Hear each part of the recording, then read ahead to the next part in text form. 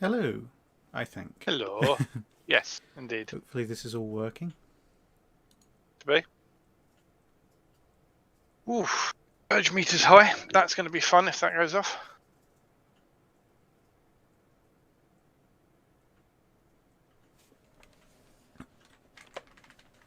Have you not got your live stream?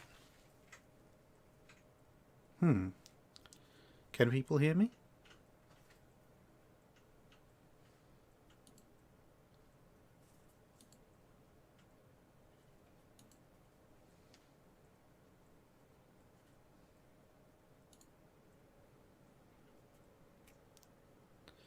Right, well, hopefully everyone can hear me now.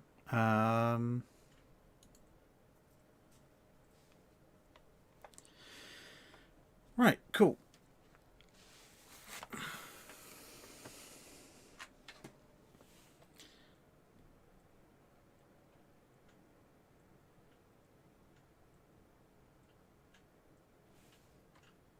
Both of me. That's an interesting one. As far as I'm aware, there's only one of me.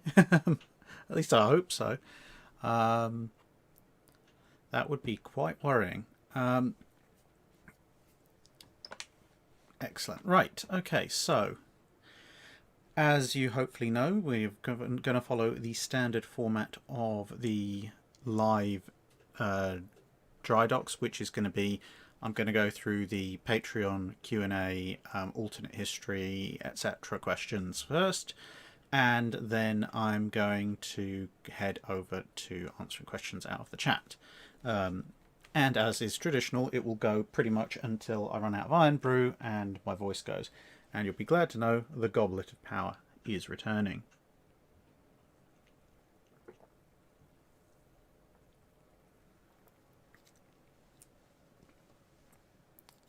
There we go.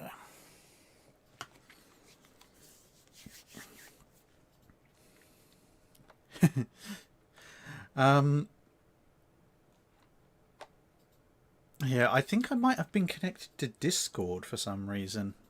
So you probably heard some very poor, confused person from a Discord channel going, "What the heck do you mean by live stream?"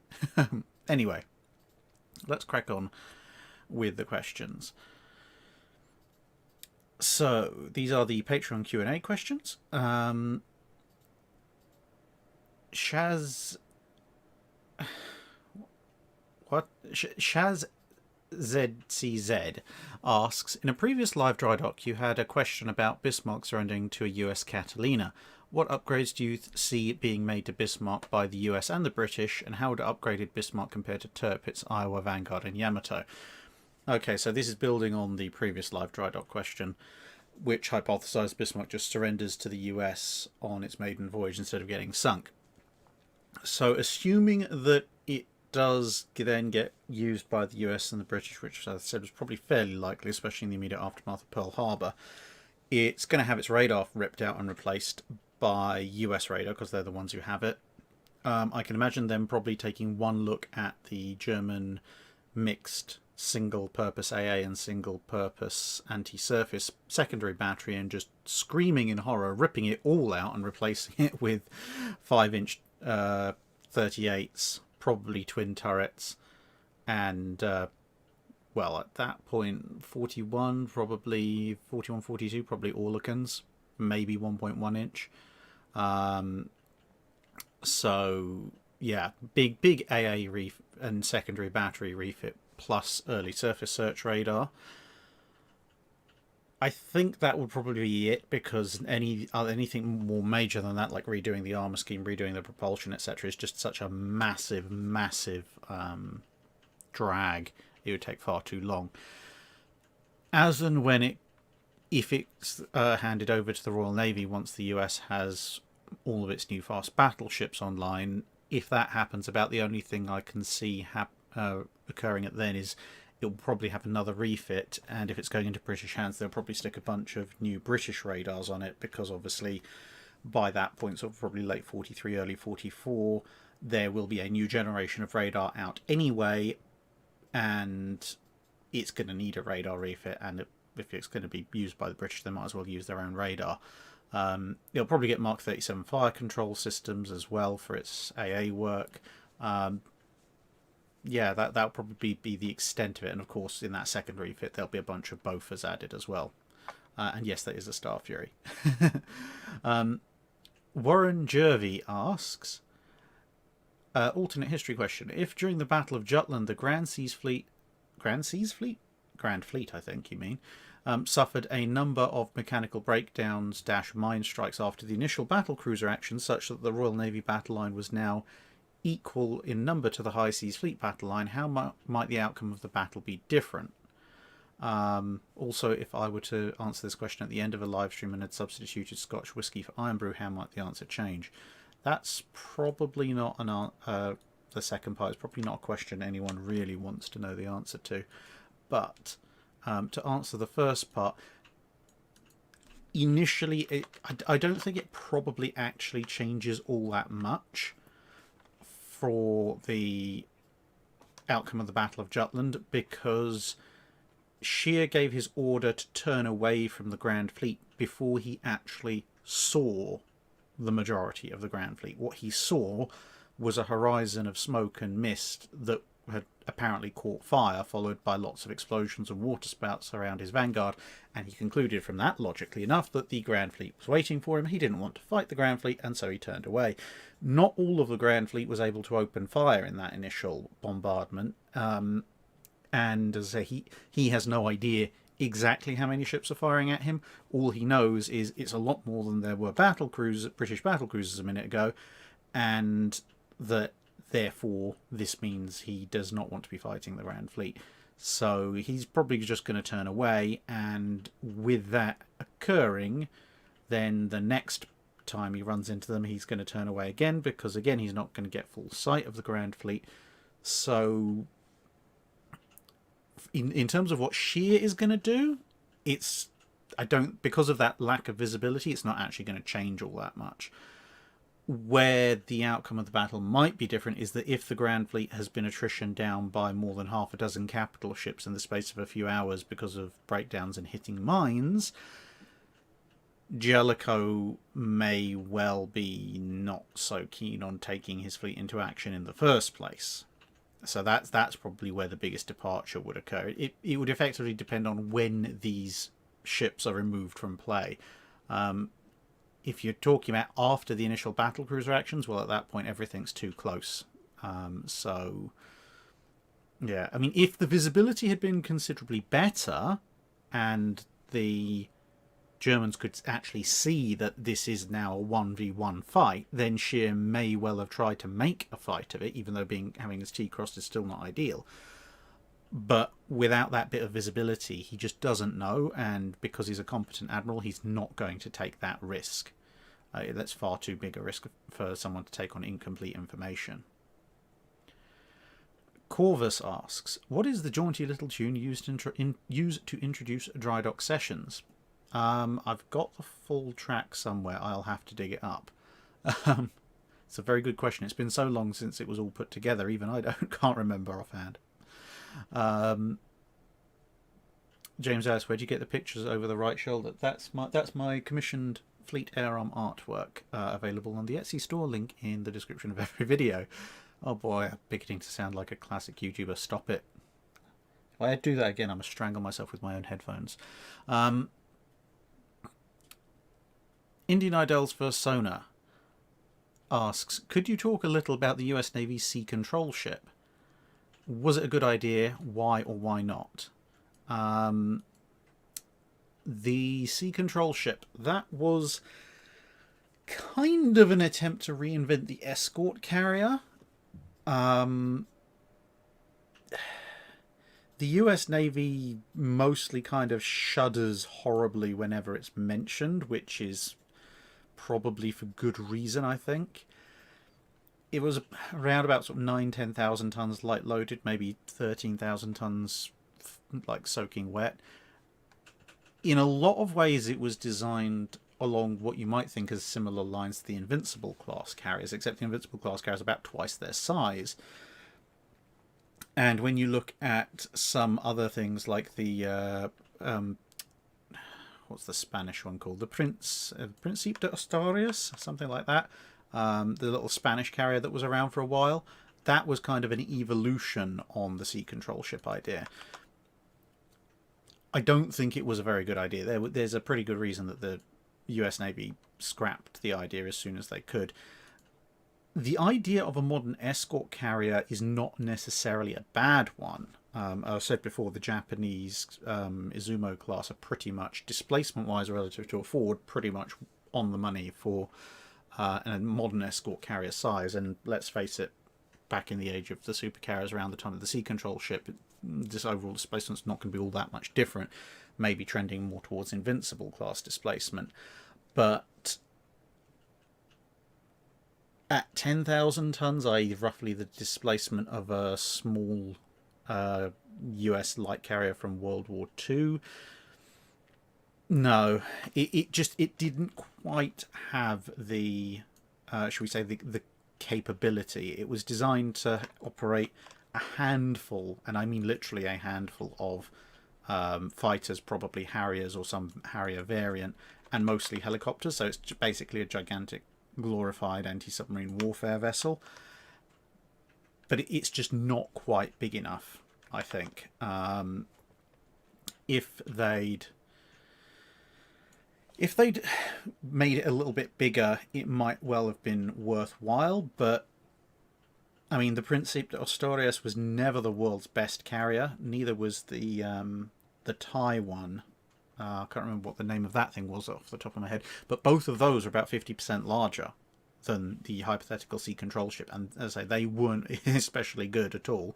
So yeah, I don't think the sea control ship was a good idea in the way that it was designed. As a concept, not bad, but you would have needed something in the 20 to 25,000 ton range, I think, to have a meaningful effect on anything. So I can see you guys who are posting the super chat questions. I am collecting them because switching back and forth last time was between those and everything else was a bit of a pain, to be honest. But I'm collecting them to add on to the rest of the Patreon questions, and then we'll come to general questions from chat as we have done in the previous dry dock sessions. So that's the sea control ship. Then we have Admiralty of Floof, who asks numerous questions, so pick. I guess I'll go with the second one.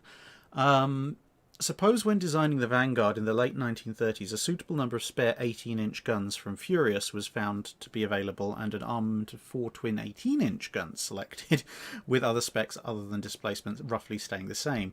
What might these specs be? Could it be built, and would it massively change the timeline of the original Vanguard, assuming it doesn't take longer to build? It's not really going to change the timeline of the original Vanguard too much, because Vanguard was significantly delayed and paused at a couple of points, so it would take longer to develop actual twin 18-inch turrets for it, and it would be a bigger ship, but that time could be lost within the pauses of the original Vanguard. So if they kept building with it, it would be completed either around the same time or possibly earlier. In terms of whether it would have been a good idea or not, no, not really. I mean, it would be a fascinating concept to see a 4 twin 18-inch gunship, i.e. effectively some kind of horrific version of the Thunderer from World of Warships. But yeah, it's not. I don't think that's going to work for one very, very, very good reason, and that is that the guns on HMS Furious were not what you might call full-on battleship guns. The 15-inch gun is a 42 caliber one. That's the British 15-inch gun, and that's because of largely the fact that it's such an outgrowth from the 13.5-inch gun. Now, that is about as close as you want to get to short barrel. Most naval guns at the time and in World War II are 45 caliber, and the high velocity ones are 50 caliber, or slight variants thereof. The 18-inch guns for Furious are 40 caliber, and that's why when you look at pictures of Furious's single 18-inch guns, they do actually look slightly too short, and they are basically they're designed primarily as bombardment weapons, not really for naval engagements. Apart from anything, there's only 2 of them on Furious, so they'd never have any significant accuracy anyway. Assuming that they want to keep all the rest of the specs the same, the armor and speed-wise, the hull would have to get massively bigger. But yeah, you'd end up with guns that just wouldn't have an awful lot of punching power. They'd have an awful lot of destructive power when those shells hit, but punching power-wise and reload time-wise, it wouldn't be as good as the original Slave of Vanguard.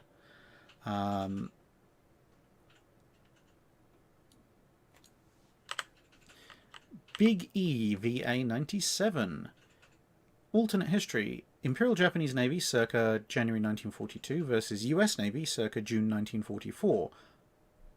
What would you as Yamamoto do? The Japanese Navy from the very beginning of World War II versus the US Navy from the middle of 1944, when the Essex Swarm is really getting going. I'd probably commit seppuku. That's probably the least painful and quickest way out of that particular conundrum. I mean, come on. I'm outnumbered. I'm outgunned. I'm outmassed. I'm outranged at that point. I'm out technologied. They have radar. I don't. If I didn't want to just completely kick myself in the head with a katana, which I don't necessarily think is the correct form of performing seppuku, but never mind. I guess I might as well just sail headlong and rely on mass numbers to maybe try and get some of my ships close enough to do some damage. That's probably about the best I can do. Form the Japanese Navy into one giant death wedge, equip every single carrier I've got with every single zero I've got, and just fly headlong at the US Navy on the theory that maybe some of the battleships in the core of my fleet will survive long enough to actually get in gun range. And to be honest, at that point, they'll probably just run straight into the Iowas, but at least I'll have done something. Chris Gregory. Alternate history. As everyone has read in the memoirs of Dr. Henry Jones Jr., in 1936 a German U-boat illegally stopped a transport vessel in the Mediterranean and took off a seized cargo, one Ark. In alternate history, where this occurred, leading Britain and France to demand immediate pauses on German naval construction due to their act of piracy, thus leading to war in March 1937, how does the early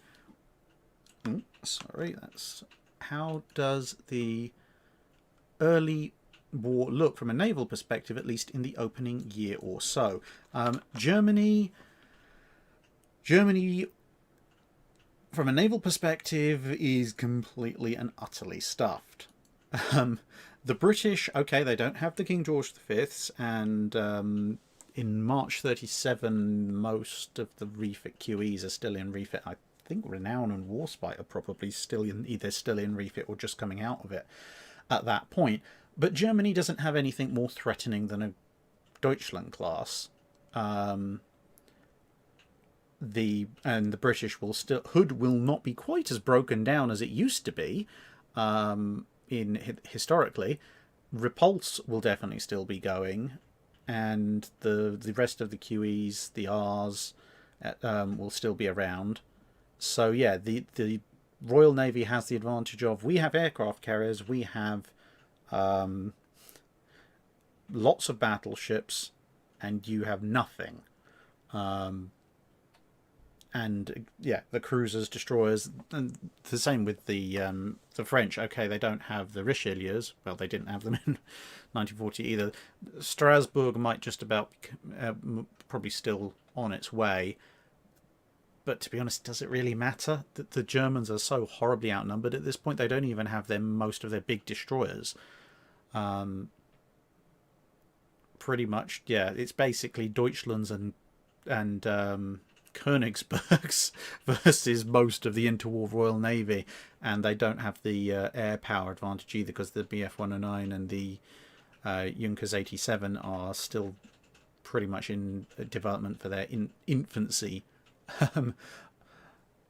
Yeah, that's the opening year or so. If assuming the Kriegsmarine does anything other than hide in harbour and cry, is gonna just be that's the end.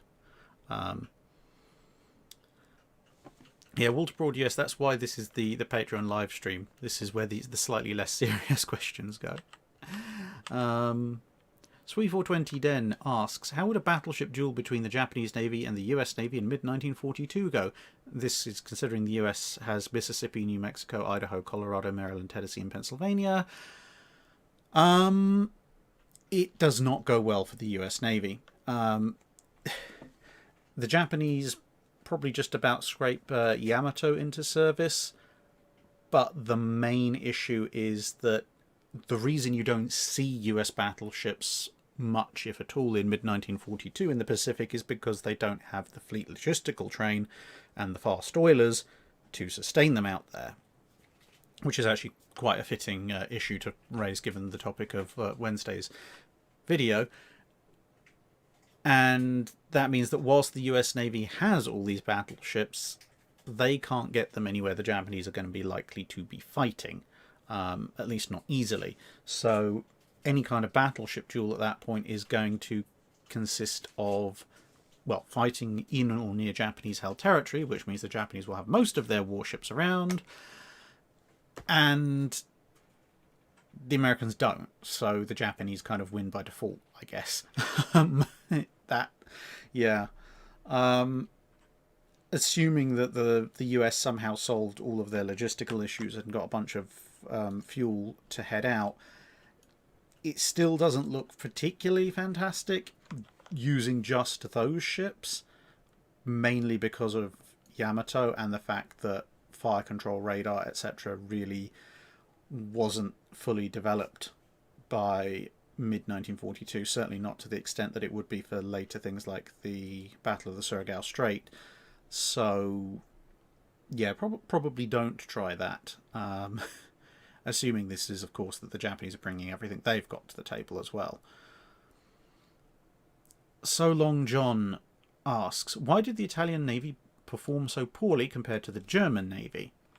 The most powerful British warships were in the home fleet rather than the Mediterranean for the majority of the war, and whilst they both had severe fuel shortages, the Kriegsmarine missed decades of experience and never had a numerical advantage, unlike the Regia Marina. Yet, even in the Mediterranean, the most serious losses were inflicted by the Germans rather than the Italians, and most of the Italian successes were speciality forces like frogmen and explosive motorboats rather than warships and submarines. Why such a huge difference in performance? We have gone over at length in various videos the issues with the Italian shell quality control, so I won't go into any much more detail on that, although it is a fairly significant issue because it doesn't really matter what operations you put forward if you can't actually hit anything. But assuming that they somehow got either solved the quality control problems or they go into battle with the odd decent quality batch of shells anyway, the main problem with the Regia Marina was leadership. The Kriegsmarine, to be fair, did have some issues with leadership. Bay, for example, probably not someone who should ever have been promoted beyond captain, but broadly speaking, most of the German leadership either was smart enough to get out of the way and let their captains do their job, or competent enough to actually give something approaching decent leadership. The Regia Marina, on the other hand, as I've said before, tended to have fairly good crewmen.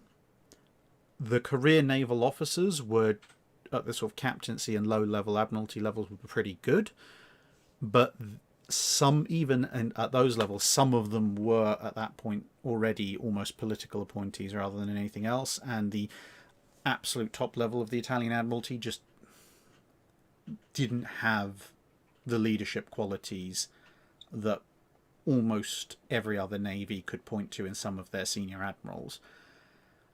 If you'd solved the two issues of shell quality control and getting some decent leadership. Like, for example, getting I don't know, some creative accidents, meaning that Bergamimi gets in command of the Regia Marina a couple of years early, then they could have done some serious damage and had some very significant success. They came within an inch of some pretty significant successes as it was, in sort of fleet actions. So they just needed that extra little bit to tip them over.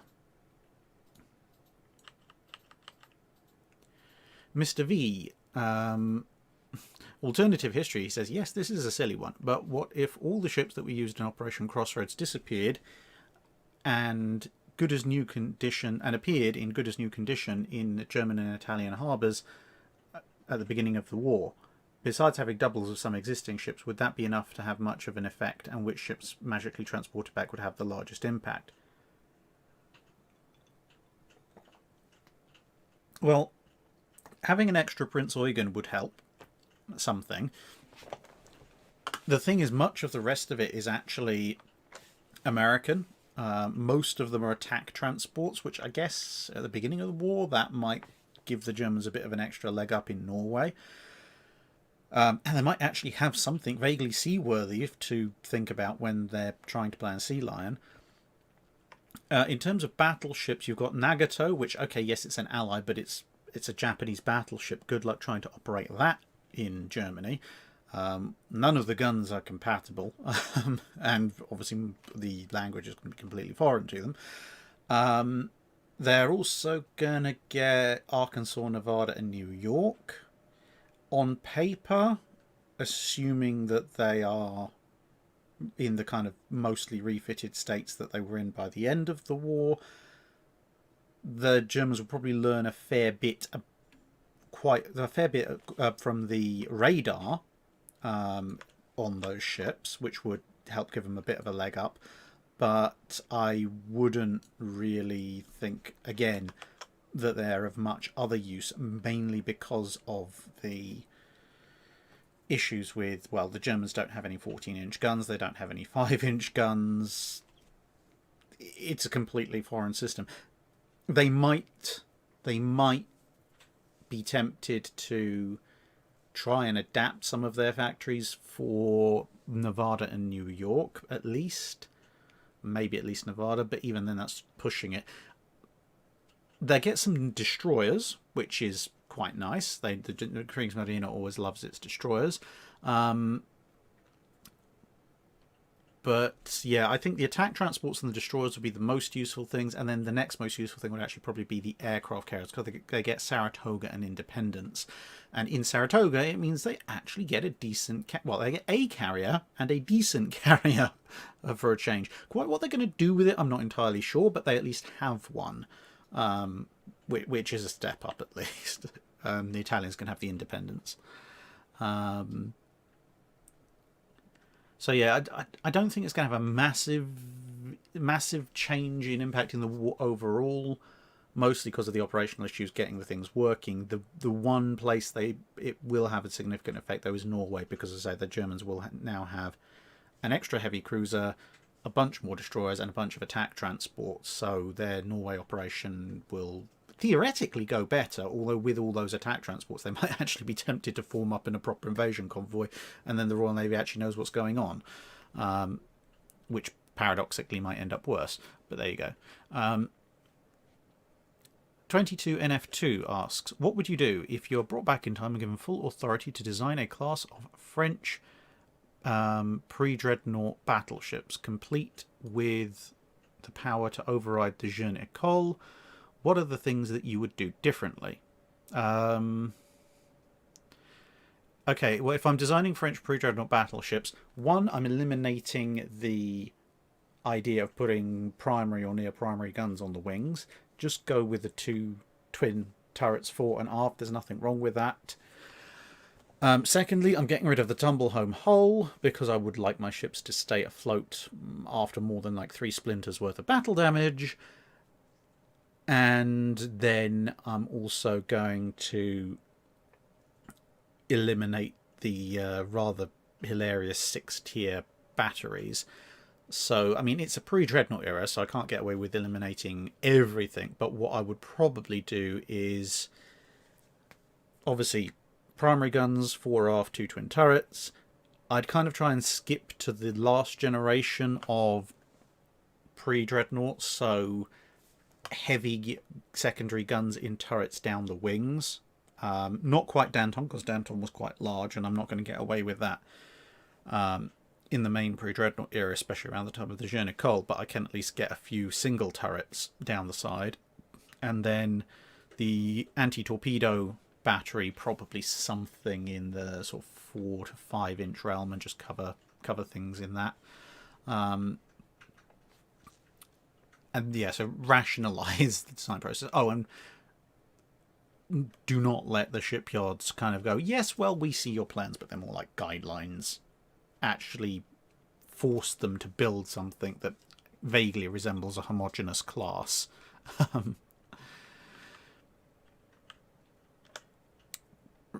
Specialist 290. More adventures with time-travelling Admiral Drac. They seem to like this month. You awaken one morning and find yourself in the body of Admiral Kimmel on June the 7th, 1941. Armed with your foreknowledge of the coming attack on Pearl Harbor and the inadequacy of Hawaii's own defenses, you come to the conclusion that the best way to avert the coming crisis is to launch your own preemptive attack against the Kido Butai as it assembles in Hitokapu Bay in late November, whilst also conveniently arranging for intelligence data related to Yamamoto's own preemptive strike to be discovered to serve as justification. For operational security reasons, you will only have the ships and resources historically available to the Pacific Fleet. Is such a plan feasible with the resources at your disposal? How would you go about planning such an attack? What do you imagine the military and political consequences of such an action being? And in light of your answers to the above questions, if you were shown the best and worst case scenarios you envisage having a 50-50 chance of coming to pass, and if given the option of immediately returning to your own time and your own self instead, would you go through with your plan, or would you return and let history run its course? Okay, is such a plan feasible? Technically, on paper, yes. I have enough carriers that if I catch the enemy fleet sleeping, then yes, technically I could do a massive amount of damage to them. How would I go about planning such an attack? I wouldn't, because whilst it is technically possible, in terms of I have the firepower, practically speaking, it's not really going to work. And for the very basic reason is the Japanese do have spies in Hawaii, and they are going to be able to say, oh yes, look, the US fleet is getting ready to leave. The US fleet is leaving. I wonder what they could possibly be doing. So if I could catch the Japanese fleet by surprise, then certainly you could knock them out. And that's even factoring into account that the aerial torpedoes probably are not going to work. But the 1,000-pound dive bomb, the 1,000-pound bombs on the Dauntlesses will quite happily chew through Japanese carriers exactly the same way they did at Midway, except obviously they're stationary, so they make an easier target. But the Japanese are they're not gonna be dumb enough to let that go unanswered, and they will almost certainly know I'm coming. They will almost certainly have scouts out and about, and as and when they spot me, I do not have at that point the aerial control and coordination capabilities nor the anti-aircraft capabilities to repel their counter-strike. At which point I have then lost the Pacific Fleet's battleships and carriers in deep water where they can't be salvaged, and the military and political consequences of that action would be absolutely awful. Now, in the last part, if those kind of best and worst case scenarios have a 50-50 chance of coming to pass, I'm skedaddling back to the future and letting history run its original course, because at least that way I know the US Pacific Fleet is going to survive and win. Because if you've got a 50-50 of potentially bringing the conclusion of the Pacific War a few months maybe a couple of years closer, or literally every carrier and battleship in the US Pacific Fleet is at the bottom of some of the deepest parts of the Pacific seabed, that is not a risk that you can take. That's just not something that you want to do. If I could guarantee secrecy, I'd go for it, but I can't. RJ Blaine, alternate history. What if Kamchatka had an amazingly competent crew, but at the same time horribly incompetent leadership, i.e. anything the leadership asks of them they pretty much nail dead on? For example, all of their gun salvos hit on the first try when the leadership asked them to fire. What do you think would have changed? Nothing good for the Russians. If the Kamchatka is making even half of the bad decisions it historically made, then things are going to go quite badly for everyone, because they're going to annoy everyone else even more so. However, that said, there may be an interesting out here, because several times the Kamchatka reported itself to be sinking or in distress. So if we're talking about a hyper-competent, hyper-literalist crew, and their incompetent commanders say, the Kamchatka is in distress, we are sinking, or we've been fired on by torpedo boats, and then the crew go out of their way to make this accurate and sink the ship, probably before it even gets really out of the Baltic, well, Rozhesvensky's blood pressure will probably go down by about 20 points for permanently. So that might actually be an overall good thing. If Kamchatka survives long enough to get out into the North Sea, then the Russian Second Pacific Fleet probably never reaches Tsushima, because everyone else will have piled in on top of it. Dave Collier asks, can you tell us a bit about the actions of Vasily Arkhipov on the Soviet submarine B-59 during the Cuban Missile Crisis? Do you think, had the sub launched the torpedo in question, was there any way a full nuclear war could have been avoided? Now that is post the era that the channel talks about, so a big caveat here. I only know kind of a surface reading of the situation, but from what B-50, of course, Specialist Torpedo, that was the nuclear tip torpedo.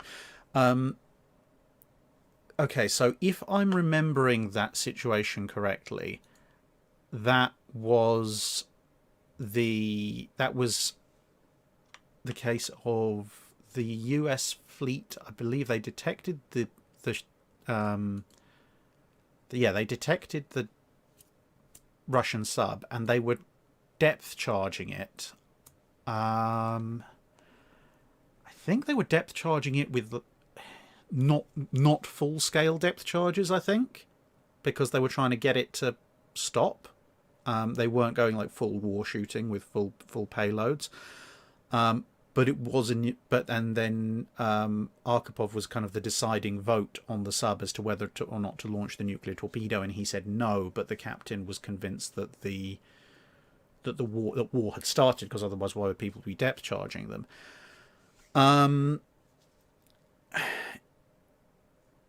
If he had launched a nuclear torpedo into the middle of the Cuban Missile Crisis,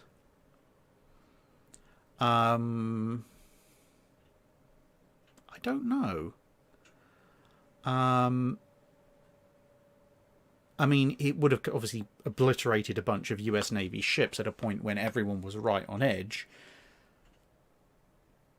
If I remember my GCSE history class well enough, that probably would have meant someone in the US would have launched strikes on the Cuban missiles, at which point it would probably come down to if those missiles were... I can't remember if the Cuban missiles were operational or became operational during the crisis, or whether they were never operational. I think if the Cuban missiles weren't in a position to launch, and they got taken out by a US strike in retaliation for one of their patrol groups getting nuked, they might have been able to de-escalate it from there, I guess. Kind of calling it a quid pro quo. If any of the Cuban missiles had been in a position to launch, and had obviously launched because, hey, war has just begun because a nuke's just gone off the coast, at that point I don't think there would have been anything anyone could have done to stop anything going south. But as I say, not my area of expertise.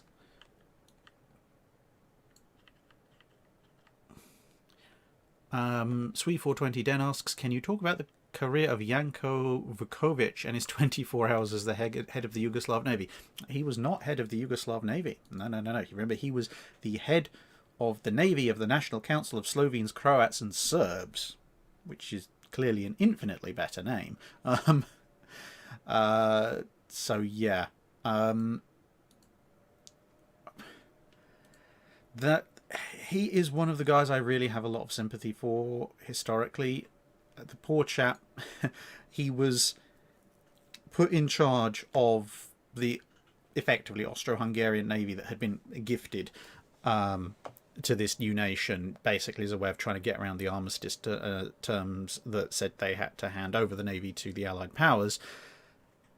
And then the Italians, who didn't realise what was going on, went and put a bunch of limpet mines on the Viribus Unitis, surfaced, told everyone what happened, and Vukovic, who'd barely been on the ship for 12 hours, was like, okay, well, that sucks, but let's get everybody off the ship. And, okay, we're going to lose a battleship, but we've still got 2 others. Not a lot else we can do. The time for the charges to go off came and went, and nothing happened, so it was like, oh, I guess either they were lying or it was a dummy charge or something went wrong, so he went back on the ship just in time for the charges to actually go off, and that was the end of that. Yeah, that is very, very unfortunate. He tried to do the right thing and ended up getting himself killed.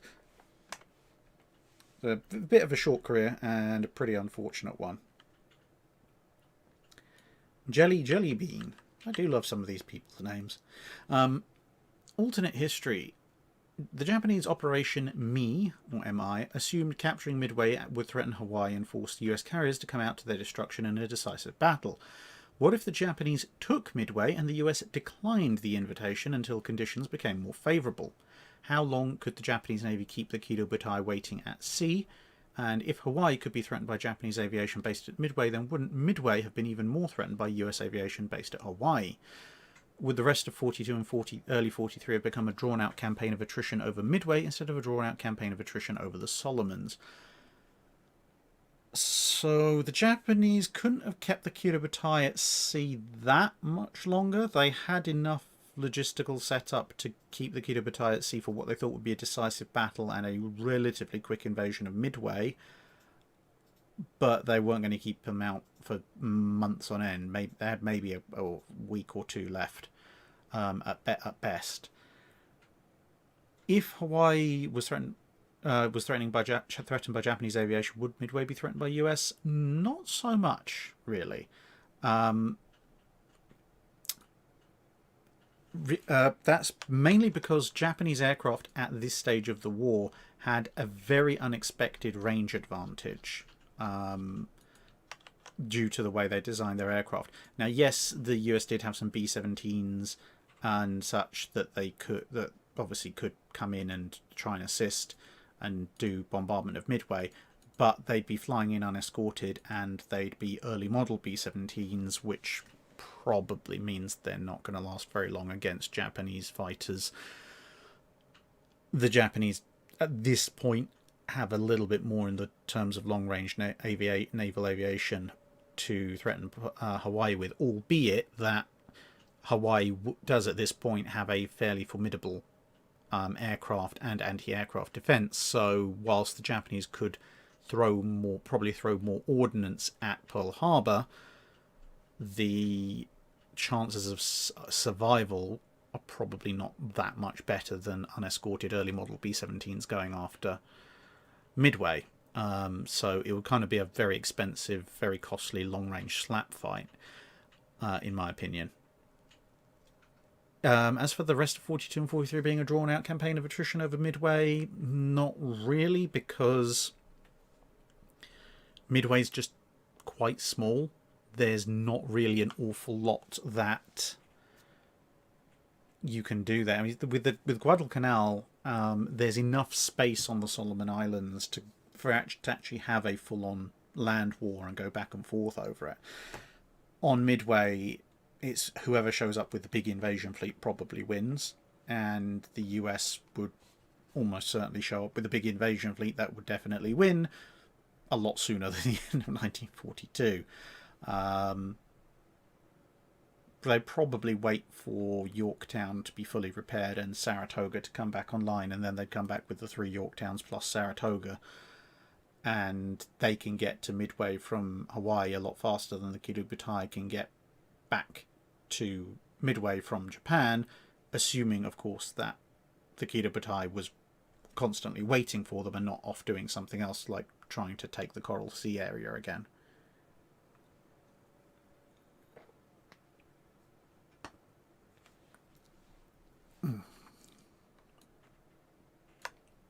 So that takes us on to SDF7, who asks another tongue firmly in cheek question. Given your title for French pre-dreadnoughts, i.e. the hotels, do you think it's coincidence that the Federation gave command of the preeminent Marriott Convention Centre in space, the Galaxy class enterprise, to a Frenchman? Bonus points if the Sovereign class should therefore have been the Richelieu class. I mean, the Galaxy class is nowhere near as awful as the Britannia class.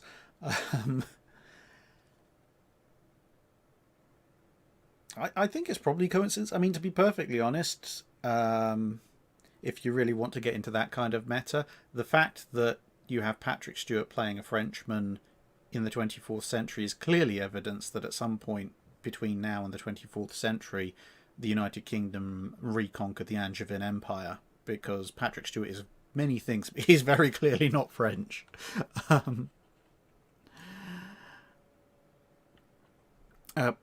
Potbelly Slim, have you catalogued your photo collection yet? Is it going to be available to the public? Yes, it will be available to the public. No, I haven't come anywhere close to cataloguing it all yet. It is something I'm intending to really get moving on over Christmas, but at the moment I'm just trying to do it in bits and pieces, because like literally everywhere I look, over here on my side desk, there's about a stack of photos that thick. There's a stack of albums and photos about this thick on the shelves in front of me. There's another stack of photos about that thick over there. And then in the other room, there's 2 full shelves worth of photos and albums. So there's an awful lot of stuff to do. And I want to try and... I've got to sort it apart from anything else. Some of it is sorted already, but the rest of it has to be as well.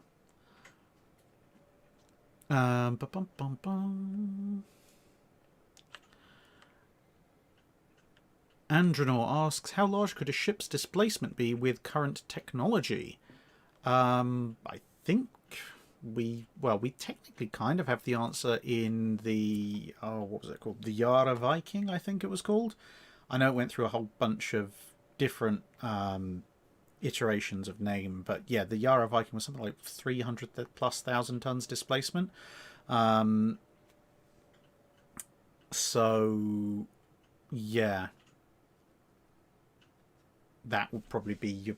I mean, you probably could build bigger. I think they said... I remember watching a documentary about it. At some point, wasn't it called Sea-Wise Giant? I vaguely remember. And I think they kind of said, well, we could build bigger, but why would we? The main problem, to be honest, at that point is flexibility. And I'm not talking about not having enough of it. I'm talking about the fact the ship is too flexible.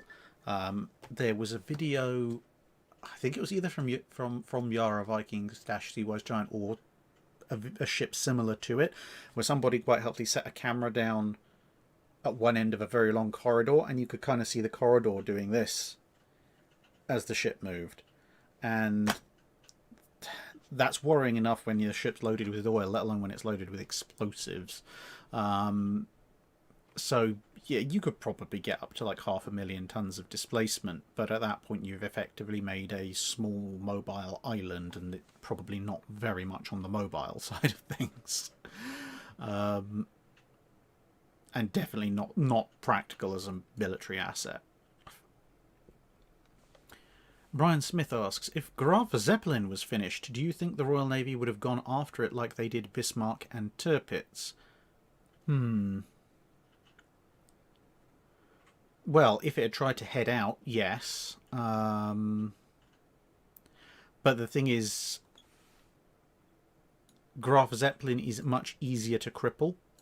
If you look at the number of bombs and such that were even thrown at the Scharnhorsts, and the number of times hits and near misses occurred but didn't do all that much. Hang on a minute, sorry, I'm going to have to reactivate my screen.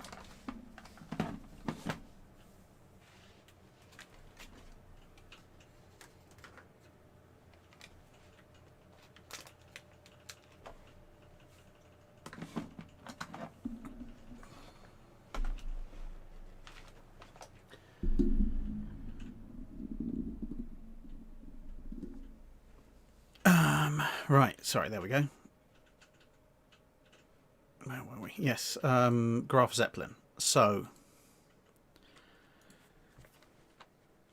yeah, but the kind of bomb hits that only slightly troubled Scharnhorst and her sister ship, and actually even when you look at the bombing raids on Tirpitz, a lot of those only from things like the Barracudas only vaguely troubled it, unless they're in mass numbers. But even one or two of those hits would have crippled Graf Zeppelin as an operational carrier for a good while.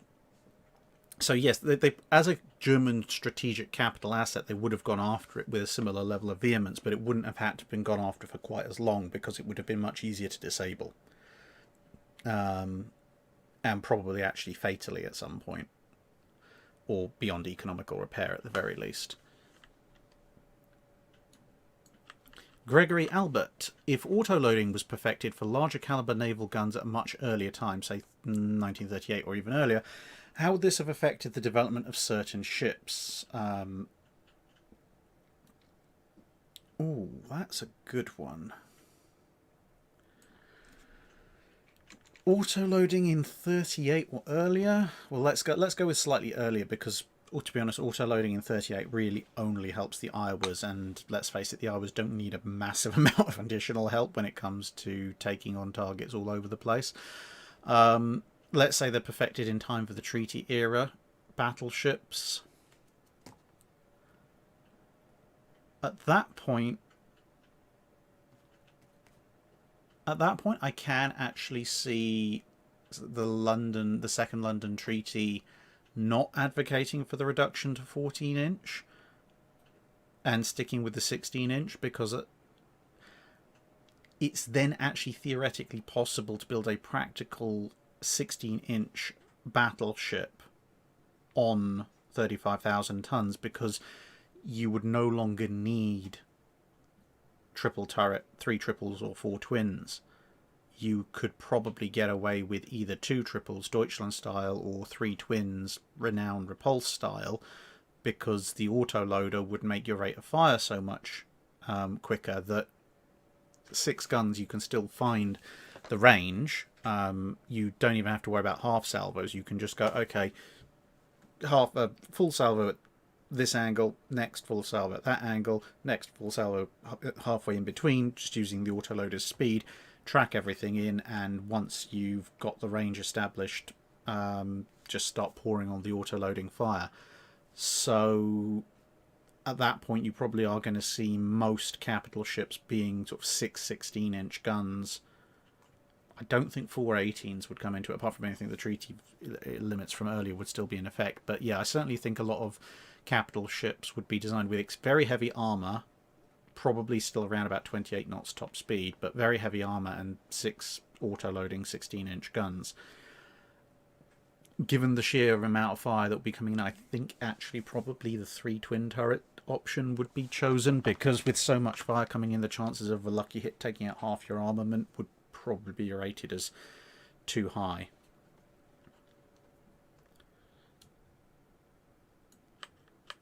Mason asks, SMS Nassau versus USS South Carolina.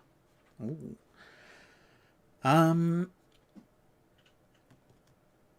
Assuming that the crews are equally competent, and it's just ship versus ship, and everyone and sort of things like historical gunnery accuracy levels, etc., are evened out, I'd probably give it to the South Carolina. They're roughly about as fast. Yes, Nassau's got more guns, but it can only bring an 8-gun broadside to bear. South Carolina's got slightly heavier guns, and yeah, South Carolina's just a fractionally better ship, especially because the sheer amount of speed that the Nassaus lose in a turn, unless they're literally just sailing parallel and blasting away at each other. The minute either of them takes any kind of maneuver, Nassau's going to lose a lot more speed. So every time a maneuver takes place, South Carolina will gain a slight tactical advantage, which it can continue to exploit and grow and grow and grow that advantage until, assuming that the hits just don't keep coming in anyway, I'd give the edge to South Carolina, all crew factors, etc., being equal. That's Mason. Gregory Elba. Did I answer a question from him before? Maybe. Bob Hope, are you married? Yes, Mrs. Drack is about 10 feet that way, behind the screen. I'm pretty sure I answered one of Gregory Albert's questions already. If I didn't, and he's in the stream, or then let me know via Discord or something, but I'm pretty sure that I have answered one of those, and the deal is one guaranteed question. Golf2428 asks, what would Japan have done with the Yamatos if one or both had survived the end of the war? Keep them, scrap them, etc., etc. They wouldn't have been allowed to keep them. The Americans would have taken them. What the Americans would have done after, probably stuck them as nuke targets. I would imagine. The Americans have no real use for a Yamato, except as fancy war prize, and well, considering they were nuking their own ships at Operation Crossroads, I don't think there would have been a massive desire to keep the Yamato around. If they did, for whatever reason, as some kind of gargantuan war prize, they'd probably stick it in Pearl Harbor near the Arizona, as a way of saying, there you go, Arizona, we did you proud, we avenged you, which would make for a very odd set of museum attractions if they also put Missouri in there later on.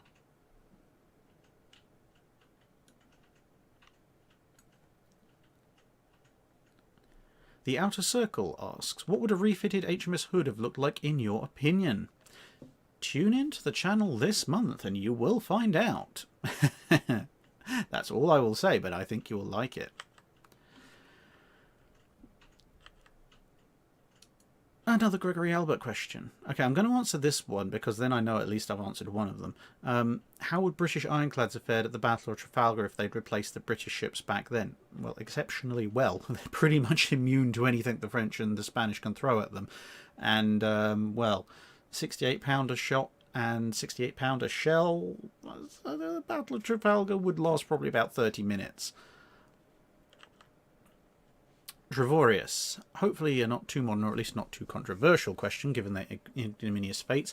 What is your opinion on the Russian Ekrano plans, i.e. KM, Olyanok and Lun?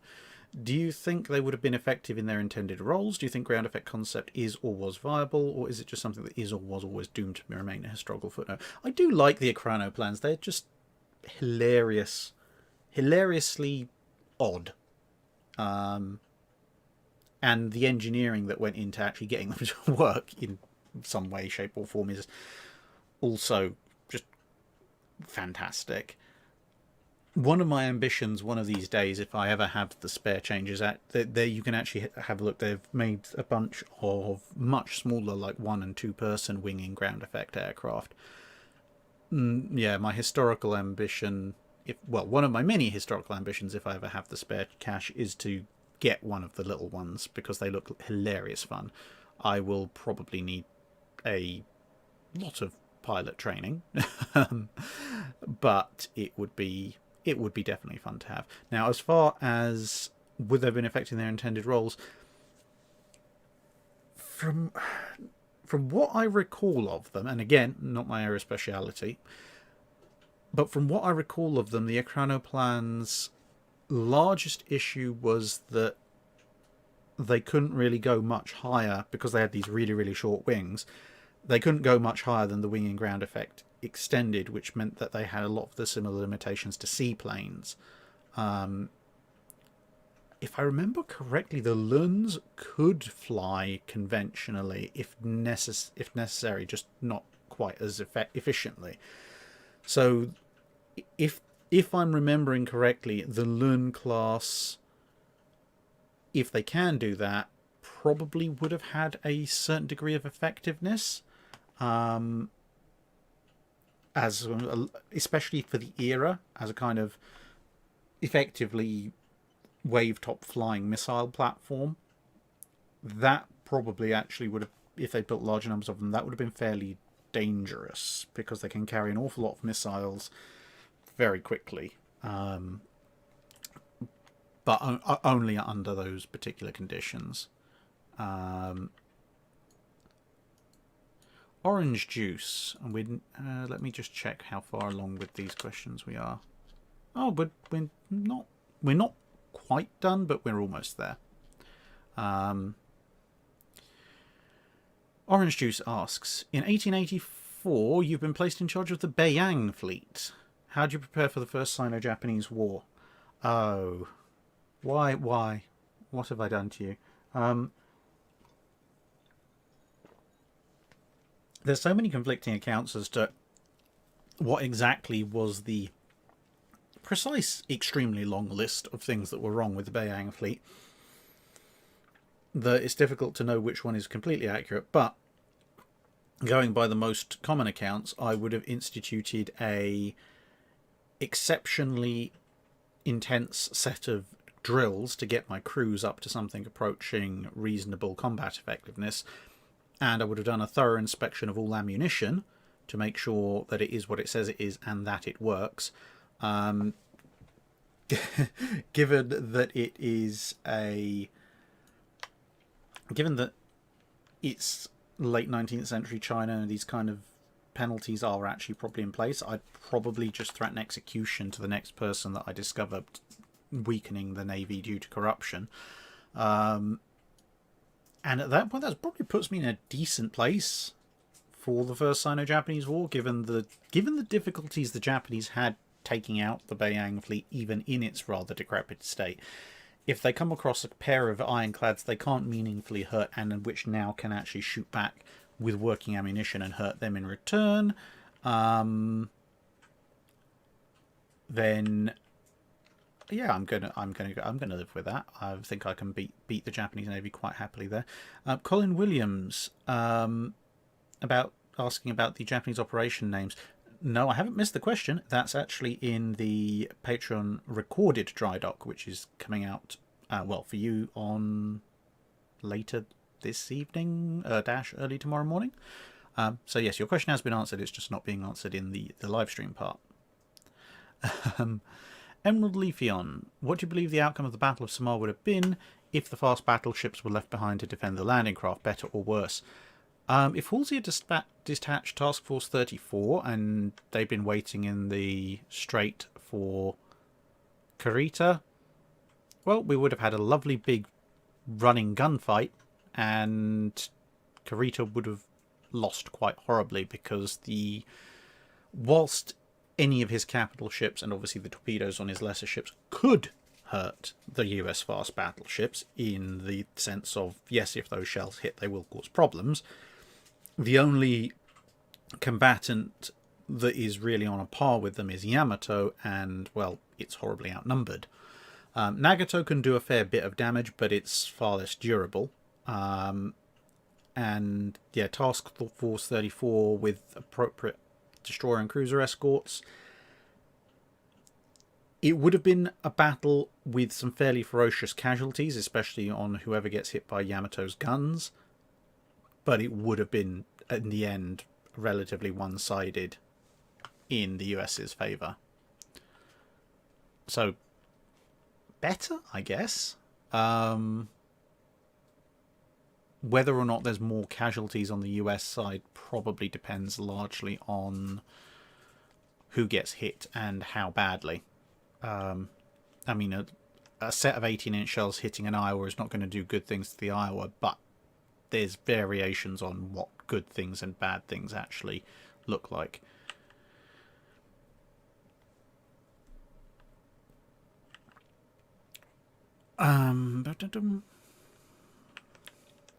Ash. Another time-travelling one, and this time I am in the spring of 1862. The US Navy is willing to fund anything I tell them to do, even if it sounds like strange talk from the future.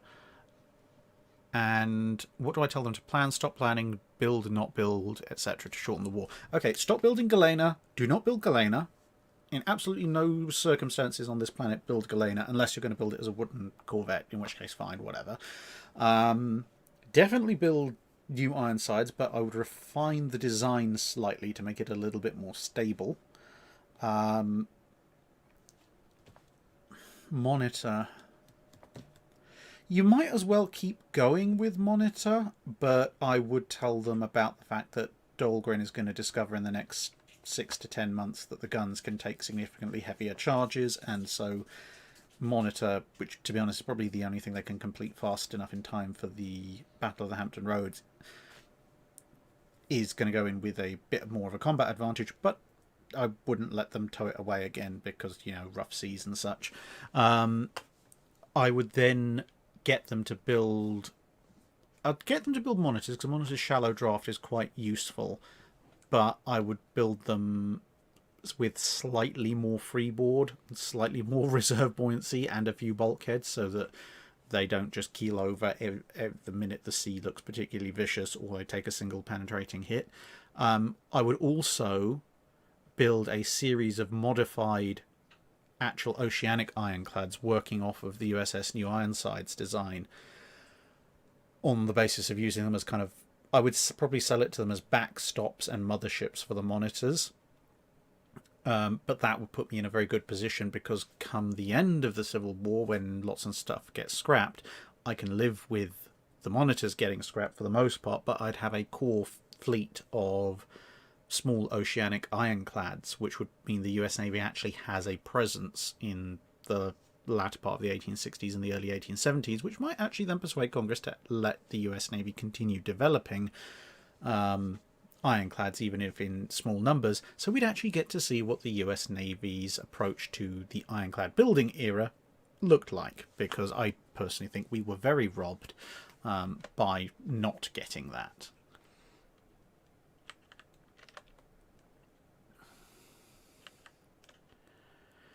Lily asks the actual question. The real Yamato and her historical escort are hooking around towards the now almost defenseless carriers.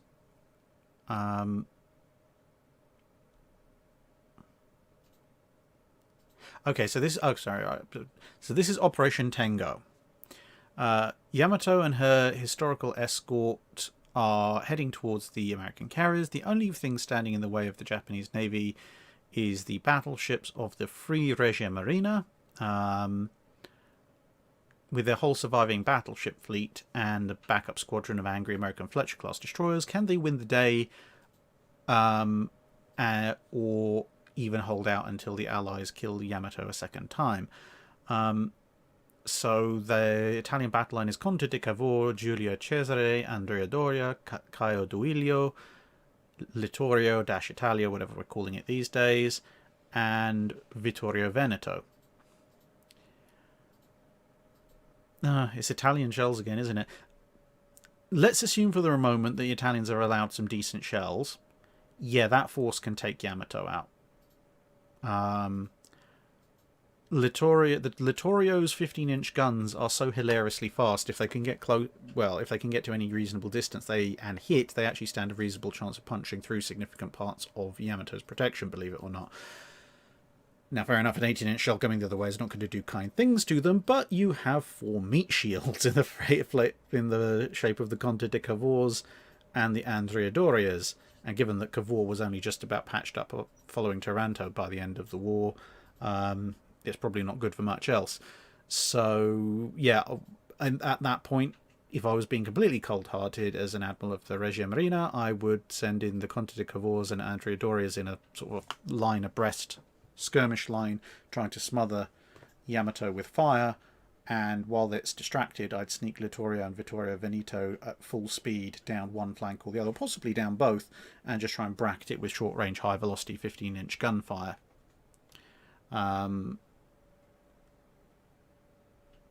Yeah, that would be my solution. And yes, at that point, the combined Italian fleet can cripple and sink Yamato. So we have 1, 2, 3, 4, 5 more questions. Then we have the super chat questions, and then it's everybody else's. Michael Thomas, assuming that they have been identified as useful for an unknown future scenario, would any of the current museum ships of all eras around the world be able to be put back into action? How would this be done? What would be the greatest hindrances? Which ships could stand out as successful resurrections? Ironically enough, the sailing warships are going to be the ones that are easiest to put back into service. I mean, Constitution is seaworthy. Yulland, I think that's how you pronounce it, is in the water. I'm not necessarily certain if she's seaworthy, but she's at least waterborne. The same for Trincomalee, also waterborne. So you could get at least 3 sail-era frigates up and operational in fairly short order. Victory, from the last time I spoke to the curators there, technically could be made waterborne. It would require a little bit of work to the hull, including plugging the holes that they've drilled into it for ventilation, but theoretically it could be done, especially once her refit is finished.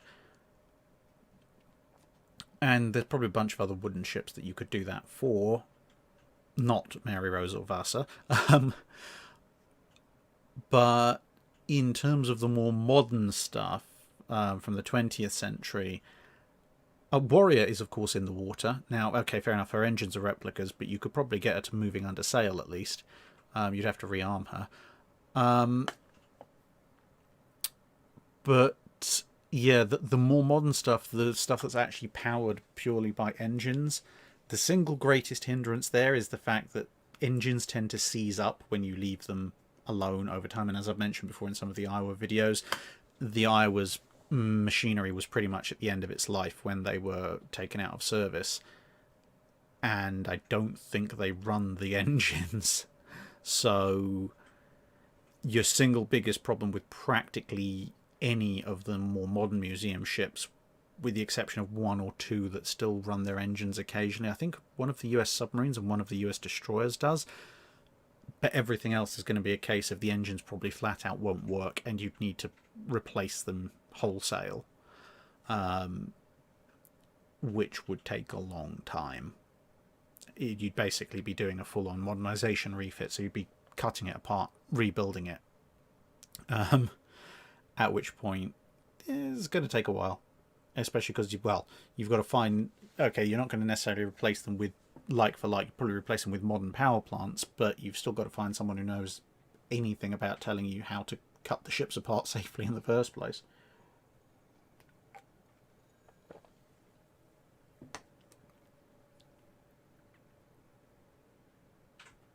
Captain Seaforth points out, yes, Victory does have this massive great door through the lower hull, but this is the wonderful thing about wooden ships. You can plug that. You would basically build a frame that matches the rest of the ship's construction at that level, shaped to that size. It's basically a carpentry job. Cut out a few supports to bolt it all together, cork it, and it would work. Billy Tyson. Popular Mechanics recently postulated that new long-range cannon might make battleships feasible again. Oh, did they now?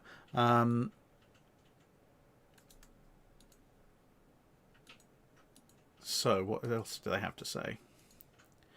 Do you see any scenario where battleships return to modern times, and how would you solve the missing piece of shore bombardment capability in the modern era, since the gap left by decommissioning battleships is still unfulfilled? I've actually discussed this, I've discussed this with Dr. Clark and Armoured Carriers on our Bilge Pumps podcast, found at Simsec, on the Simsec website. That's CIMSEC. In terms of shore bombardment, to be perfectly honest, if you're doing shore bombardment, if you're sitting offshore with a battleship doing shore bombardment, you already have superiority, at which point you might as well use carrier-based aircraft and precision-guided munitions. If you're in a position where it's contested to the point that you're using ships with deck guns to directly bombard the shoreline, you can probably do about as good a job with direct fire from existing guns. There is a small niche scenario where a battleship caliber gun might be more useful. Well, would obviously project more firepower than a 4.5 or 5-inch gun, but possibly be slightly more cost effective per round than a smart bomb. But it's a very niche scenario.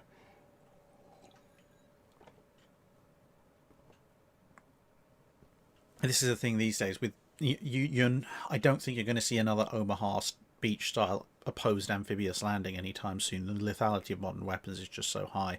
But again, not my area of specialization. In terms of the long range cannon, that's the bit that we did discuss. It's technically bringing back a battleship. It's bringing back a battleship in as much as it's bringing back a ship armed with many large guns. What we actually discussed was the idea of, if they can get railgun technology to work and they can scale it up large enough and put enough power through it, you might be able to bring back gun turrets back as effectively a form of missile launcher. Because the idea that we came up with is effectively that, as with rockets as well, the rockets going up into space, the vast majority of fuel and therefore energy that they expend proportionally is getting from the launch pad or the VLS cell up into the sky and up to speed, fighting against gravity to go up, and obviously travelling through the very dense lower atmosphere. Whereas once you're higher up, the air is thinner, it's more fuel efficient, and, well, you've got the speed at that point.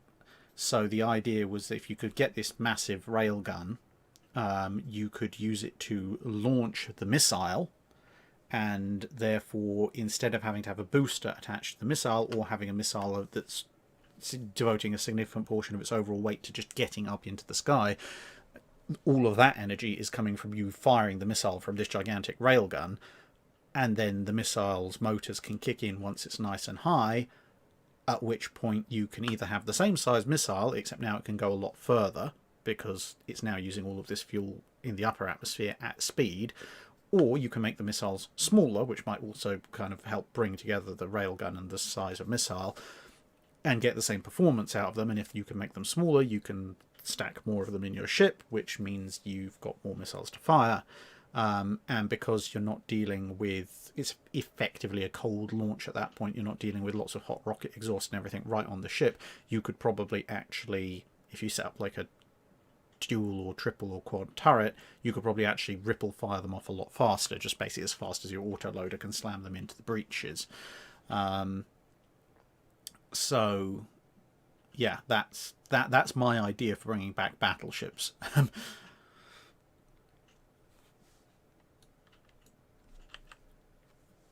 Jim Smitty. In 1914, everyone was expecting a war, but it wasn't World War One, from my understanding. It was more everyone expecting the Greeks to attack the Ottoman battleships of Resadaye, aka HMS Erin, and Sultan Osman I, aka HMS Agincourt, as they were travelling through the Mediterranean to reach their new home port in the Ottoman Empire. How would such a naval war between the Greeks and the Ottomans in 1914 look? Would someone come in to support either power? And what kind of effects would such a naval war have on doctrine and technology as everyone watches another war in the Balkans take place? And finally, who do you think who should or would win such a war? Depends on exactly what the Greeks do attacking Eressadiya and Sultan Osman I. Historically, by this point, the Greeks aren't coming off the best in the land war side of things. They are coming off much better in the seaborne war side of things, because the Ottoman navy is rather run down. If they manage to take out Eressadiya and Sultan Osman I on the way through, somehow, then at least navy-wise, the Greeks have a reasonable fighting chance, even if the land war's probably not going to go in their favour. If they don't manage to take out those battleships, well, then the Ottomans have 2 fresh dreadnought battleships. And good as the Georgia Savarov is, I'm not going to put my money down on it beating 2 fresh dreadnoughts. So the Ottomans would win in that particular circumstance. As far as what would everyone have done, would they come in to support either side?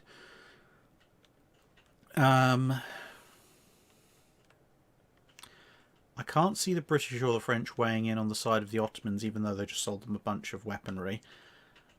But at the same time, because they've just sold them a bunch of weaponry, I can't see them weighing in that heavily on the side of the Greeks. The Germans might try and come in on the side of the Ottomans purely for getting in on their good side. The Austro-Hungarians might, depending on if they think they can take a chunk out of Greece in exchange, which then might draw in everyone else into a First World War scenario anyway. Russia would take, if it felt it was able to, probably take an opportunity to take a snipe at the Ottoman Empire, because they always do. But generally, watching another Balkans war, everyone kind of probably would have stood back, tried to cordon off the place and try and get everything sorted as quickly as possible so they can go back to pointing guns at each other.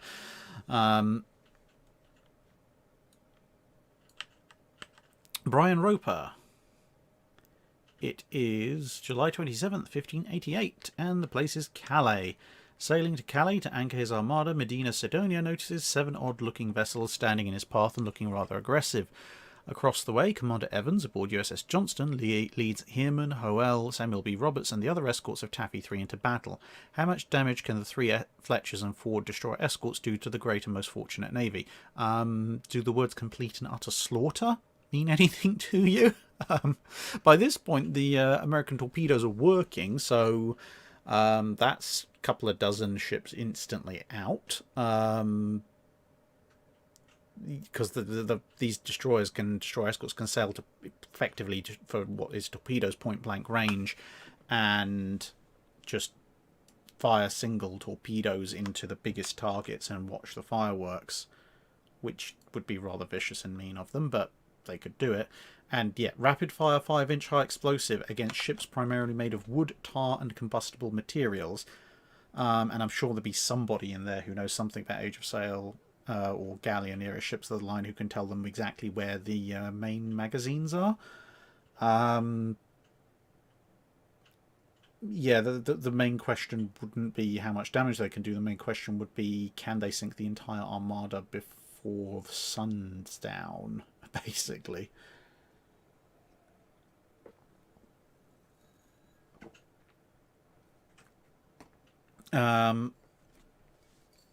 Mike, and the last Patreon Q&A question for the live stream, not including all the Patreon questions that are going up on the Saturday dry dock. So just refilling the Goblet of Power. Mike Kerstetter asks, how do you think modern harbour sabotage has improved since World War II? I honestly would have little to no idea, and I have a feeling that if I did know, the SBS would probably come and ensure that I didn't say. Harbour sabotage, that is a weird one. I mean, extrapolating off of civilian stuff, I mean, we've got much better underwater diving equipment these days, which I guess would make access easier, but at the same time, at the same time, I don't think that defenses haven't got better. I mean, passive sonar and the like is definitely a thing. And, well, to be perfectly honest, if you really want to mess with divers, I would imagine just turn your active sonar on and blast everything in sight. I don't think anyone in the water is going to have much to say once you finish that. Right,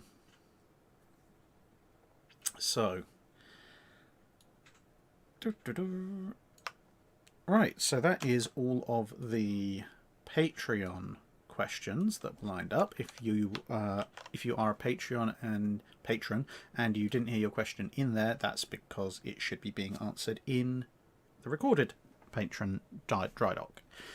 And now I'll just catch up on the super chats that have gone past in the last however long we've been doing this, hour and a half. Frank Sposato, do we know exactly what led to the sinking of the Chokai at Samar? Her wreck does not show the kind of damage that was expected.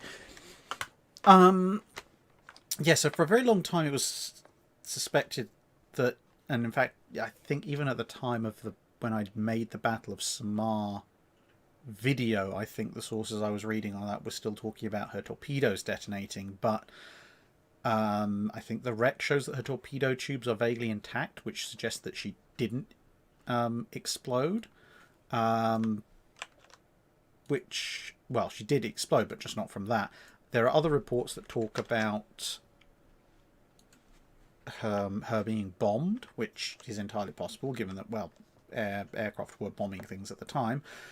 I think with Chokai, there's also a theory she might have been hit by friendly fire from one of the Congos.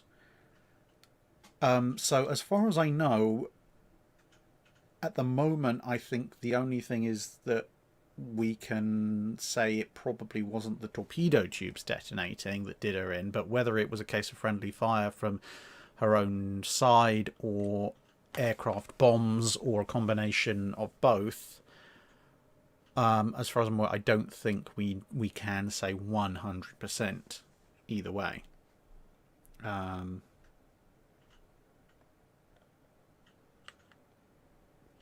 John Hart asked, it's 1894, France and Russia just moved a large combined fleet into the southern half of the North Sea, just off the Thames Estuary, and then declare war on Britain.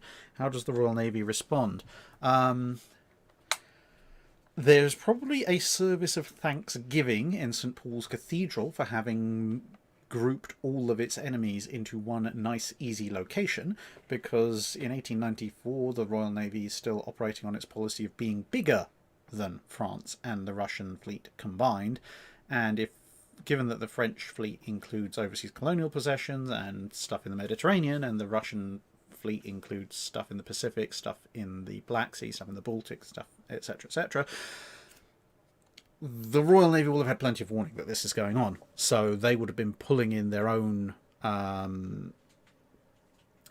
their own ships as well, at which point, if they're just off the Thames Estuary, the Royal Navy is just like, fantastic, you're in range of our torpedo boats, you're in range of our gunboats, you're in range of our coastal defence ships, you're in range of our primary fleet, you're in range of pretty much every single gun we can throw at you, and you're just far enough away from Russia that the Russian fleet can't extend the same courtesy, and you're just far enough away at the Thames Estuary that some of the smaller French torpedo boats probably can't get there, or stay around for any length of time.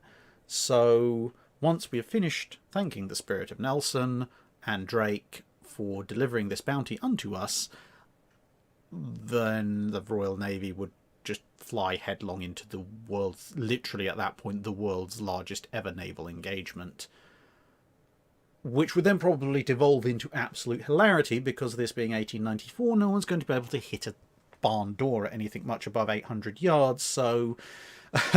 and bearing in mind this is just before the pre-dreadnought era, so this is going to be fantastic, because this is going to be a fight of central battery ironclads, turret ironclads, monitors, coastal defence monitors, barbette ships, hooded barbette ships, classic turret ships, masts turret ships, probably actually at that point throwing some broadside ironclads as well, torpedo boats, gunboats, colonial gunboats, heavy cruiser, not heavy cruisers, armored cruisers, protected cruisers, corvettes with sails.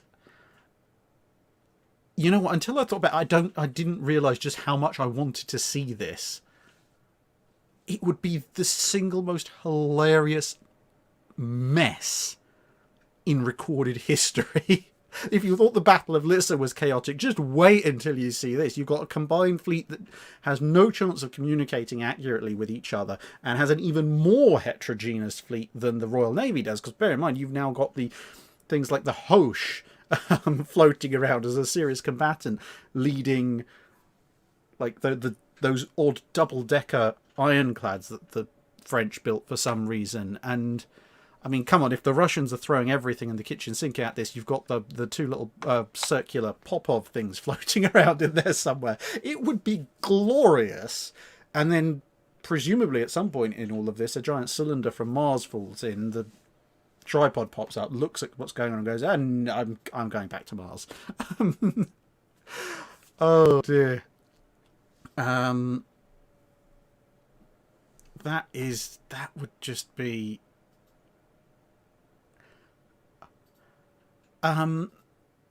is any one of you out there a naval artist who fancies taking on a commission of that size, or do you know someone you can recommend who can take on a commission of that size? Because I will pay good money to get one of those classic Age of Sail, like panning horizon to horizon shots of the utter chaos. I will commission that if someone's willing to give it a go in high detail. Thank you, John Hart. That is... I now have a new favourite alternate history scenario to think about. Oh, boy. That is good. Ages Flow says, cheers, Draconiville. Thanks for your work. Thank you very much. What books do you recommend as a gift to a teenager interested in historic warships and naval battles? Ooh. Darn. I had a few that were just up there, but I've reorganised my shelves recently, so those have moved elsewhere out of range.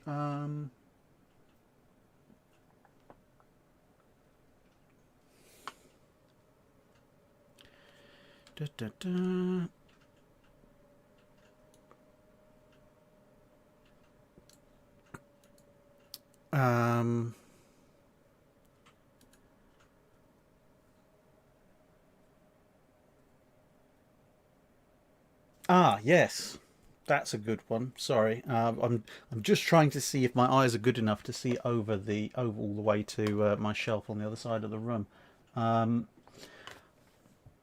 Marcus Faulkner, spelt Faulkner, has done an excellent pair of books called The War at Sea and The Great War at Sea. They're both naval atlases, and that's why I think if you're recommending as a gift to a teenager interested in warships and naval battles, those two are excellent to get because, as the name suggests, they cover World War I and World War II, and they go through lots of different battles, so there's plenty of different things to read. They've got some really nice maps and atlases in there, very good summaries and details about what was going on, who was where, a few extracts about warships, and yeah, those would be excellent for that period, because then you can kind of go from there. So you've got lots of details about lots of the different battles, different ships that are taking part, and then you can he can like, well, if I'm interested in that, I can now branch out and look, oh, what about this ship, what about this ship, what about this ship, and so on and so forth. Yeah, if I could recommend a pair of books to somebody who's interested, at least for that period, those would be the books that I recommend as a good starter.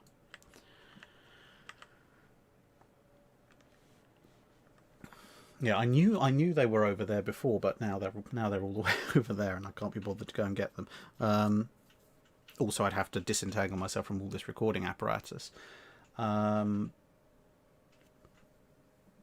Also, if you want a bit more of a narrow focus, I'd also recommend there's a book. I can't quite see who the author is.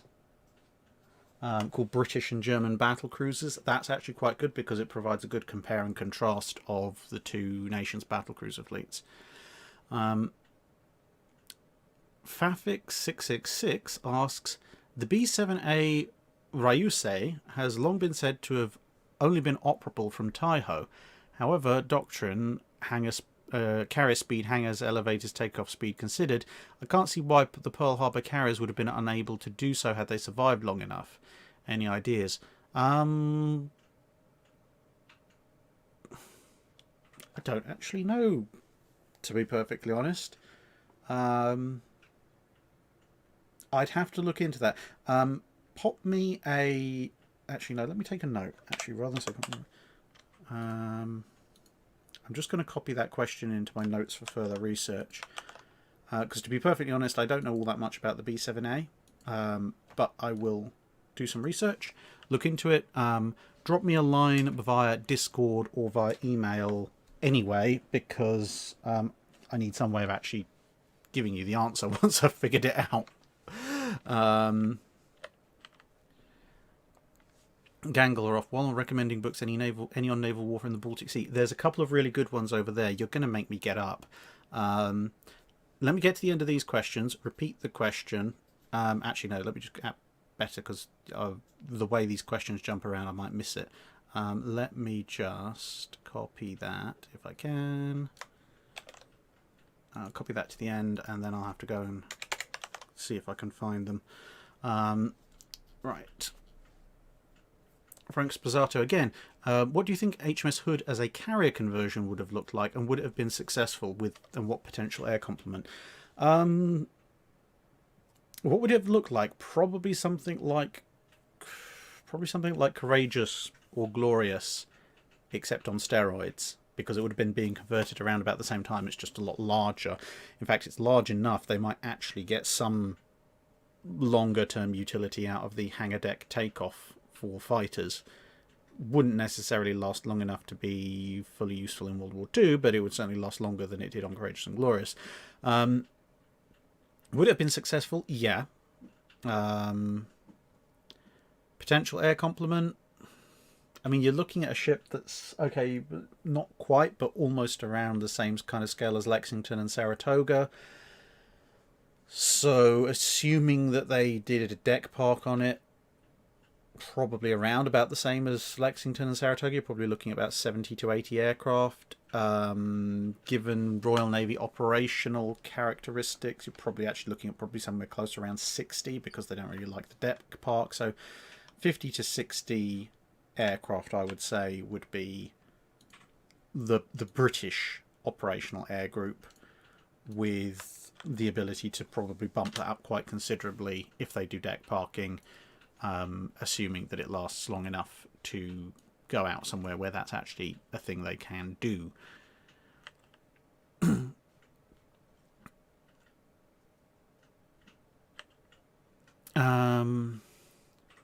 Liberator 235. What would be the two ships in history you would have liked to have visited the most? One still around and one sunk.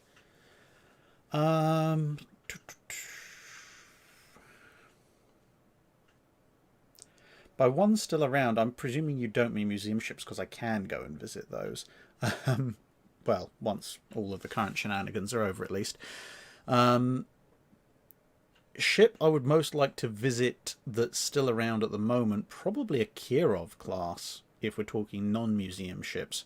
Mainly because they fascinate me, and it would be hilarious to go and look through the interior of the guts of a Kirov and not get shot by whatever the KGB are calling themselves these days. As for a ship in history that's been sunk, but I would like to have visited before it was sunk. Oh, that's a good one.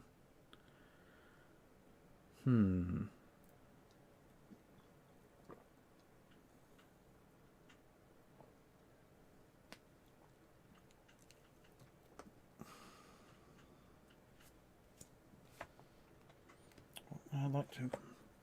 Yamato, probably Yamato or Hood. Yeah, probably Yamato or Hood.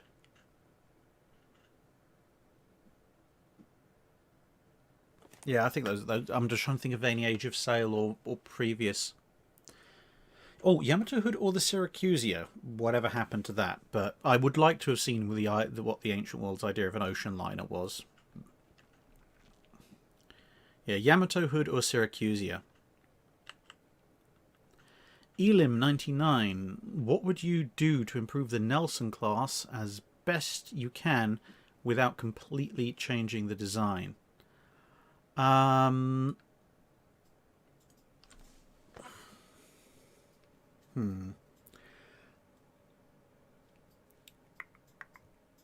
It depends how much ahistorical knowledge I'm allowed to bring back. But I would probably either have... Actually, the best thing I could do to improve the Nelson class without completely changing the design would probably actually be to put it through a modernisation in the late 1930s, give the Royal Navy a bit more money to be able to do that. I mean, yes, it's a lot newer than the Queen Elizabeths and the R's, but still, the advances in propulsion technology in the interwar period, you could probably get it up to a pretty decent speed. And if you exchanged the 6-inch secondaries for twin 4.5s, that would be quite nice. If I was going back to the time of building, I'd probably just tell them everyone else is going to cheat on the treaties. You don't have to be quite so picky about shaving down the specs of the turrets, and just get them to basically install the turrets for the G3s as they had been designed for the G3s, so you don't have to spend the next 15 years trying to make the blasted things work. Werbu Wind asks, why did the Queen Elizabeth class ships have different armaments and superstructures after the retrofits? Well, because they decided they needed the new superstructures for all the new equipment they were having to stick on rangefinders, radios, radars, etc. The different armament in terms of the secondaries, that's basically because the Royal Navy was developing how we should even refit these things at the time. So they would be talking about, when they did Warspite, for example, they put in the Queen Anne Mansion's superstructure, but they weren't quite sure what they were doing with the secondary battery, so Warspite ended up with this mixture of 4-inch anti-aircraft guns and some of its original 6-inch casement guns, whereas by the time they finished with that, they thought, actually, okay, that doesn't work out quite so well, and so in Queen Elizabeth and Valiant, they completely replaced the secondary batteries with the dual-purpose 4.5-inch frying pan turrets. So that's why they have all these different... And Barham and Malaya had minor retrofits and modernizations earlier, so you had this whole graduation of capability.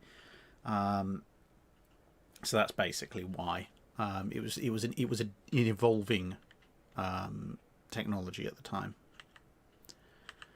Animal 6365. Why didn't the US Navy upgrade the Colorado class main guns with the 16-inch 50 caliber guns from the Council South Dakota class battleships / Lexington class battlecruisers? Was it due to the length and weight of said guns?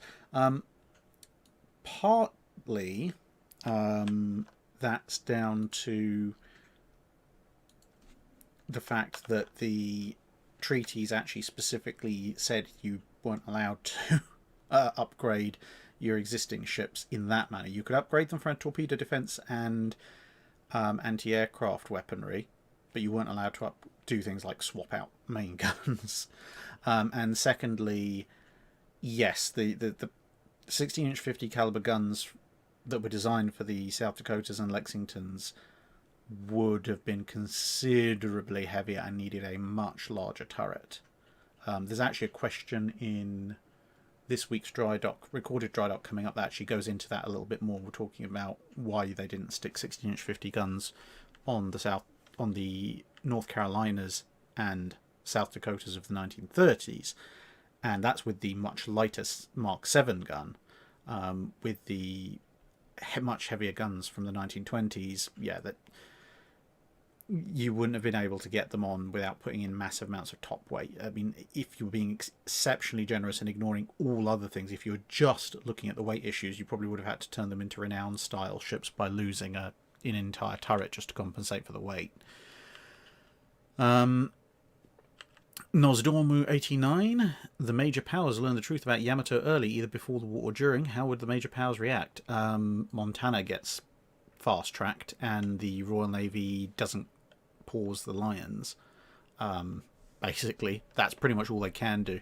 With the Montanas, the US Navy will probably be relatively confident that the Montanas can stand up to - have an advantage over the Yamatos. With the Lions, they'd probably proceed with Lion and Temeraire because that's a lot quicker than cancelling them, but they'd probably revise the next two up to what we would recognise these days as the 45,000-ton Lion design. Again, they'd probably still want something bigger, but that would be the quickest and easiest way of getting something in the water before they have to face off with one. Harold Grundetjern, I think. With the announcement of the new Type 32 frigate, what do you think the main purpose will be? And Talker Bill Hilton actually has just asked pretty much the same question. Swap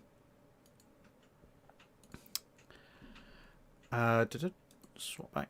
What do you think the Type 32 will be? And in addition, if they name it after an admiral from World War One today, from admirals from World War One to today, what will they be named after? Okay, so joint question there with the Type 32. What do you think its main purpose will be? Well, what I hope its purpose will be, and I was actually discussing this with Dr. Clark, who is somewhere in the chat, earlier today. So what I think - hope they're going to do is take the Type 31 and take a look at what was tentatively labelled the Type 31E, a slightly expanded export variant, and probably take that and work that into something that's kind of midway between the 31s and the 26s. Now, as Dr. Clark pointed out, which is quite interesting, that a number of the Type 23s have recently had some fairly heavy refits in order to keep them sort of frontline capable for the immediately foreseeable future until the Type 31s and the Type 26s can hit the water. So that means that at the moment there are 5 sets of relatively new Artisan radar, and there will be 5 sets therefore of Artisan radar available, with 5 sets of Sea Scepter missile launchers available. So I have a feeling, at least a hopeful feeling, that the Type 32s are probably going to be what I might term a carrier guard frigate of roughly the same dimensions and displacement as a Type 23, give or take maybe 10% either side.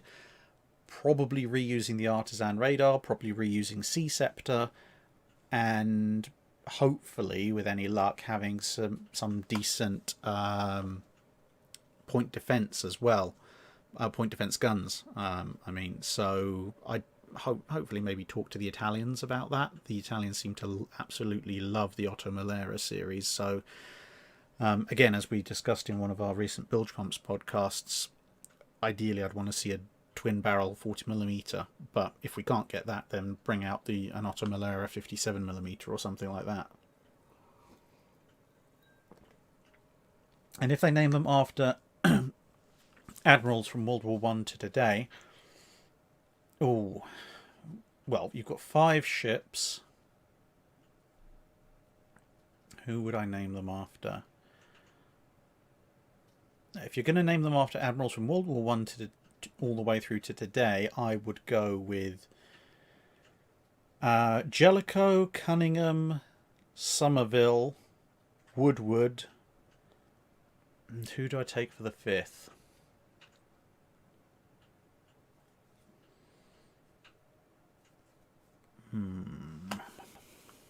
Not Beatty. The HMS Not Beatty would be quite funny, but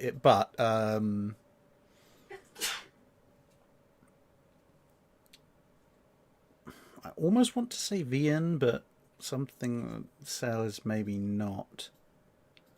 I mean, Tovey was there for the killing of Bismarck. Fraser was there for Duke of York.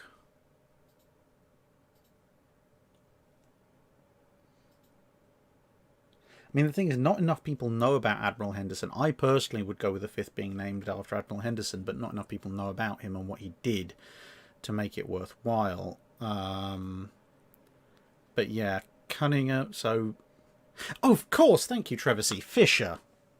How could I forget? Yes, of course, he was technically just... I kind of dismissed him because he was mostly pre-World War One. But, okay, yeah, so there you go. 2 World War One admirals, Fisher and Jellicoe. 2 World War Two admirals, Cunningham and Somerville, and Admiral Woodward. There you go. Todd Webb asks...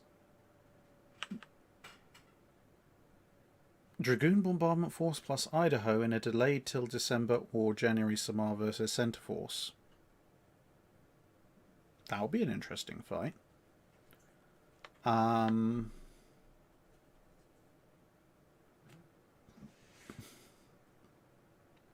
If they can fight at night or they can exploit the same weather as Tappy 3, they should have a fairly comfortable victory. But I wouldn't want to be on any of the ships that get caught in the open.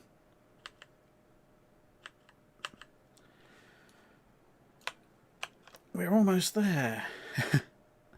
I will get those book in the Baltic. So, Bill Cunningham asks, I see your hazardous material container for dihydrogen monoxide. Yes, yes you do. That's my lovely dihydrogen monoxide container. Would you kindly explain, for those who are unsure, how this compound is both extremely hazardous yet absolutely necessary for naval operations? Well, unfortunately, ships only really float in dihydrogen monoxide, at least on this planet. Although most of the dihydrogen monoxide that is found in the areas of shipborne operation is mostly a compound with other materials, such as sodium chloride. But unfortunately, dihydrogen monoxide is a very dense material, can cause extreme damage to enemy shipping. Of course, if you inhale dihydrogen monoxide, even though it's all around you, that doesn't generally go very well for the crew. The Titanic found out solid dihydrogen monoxide is really not a good thing. And realistically, when vaporized, dihydrogen monoxide has an annoying habit of cutting people in half. But you need it for your power plant as well. You have to pour this stuff straight into your boilers in order to keep your ship running.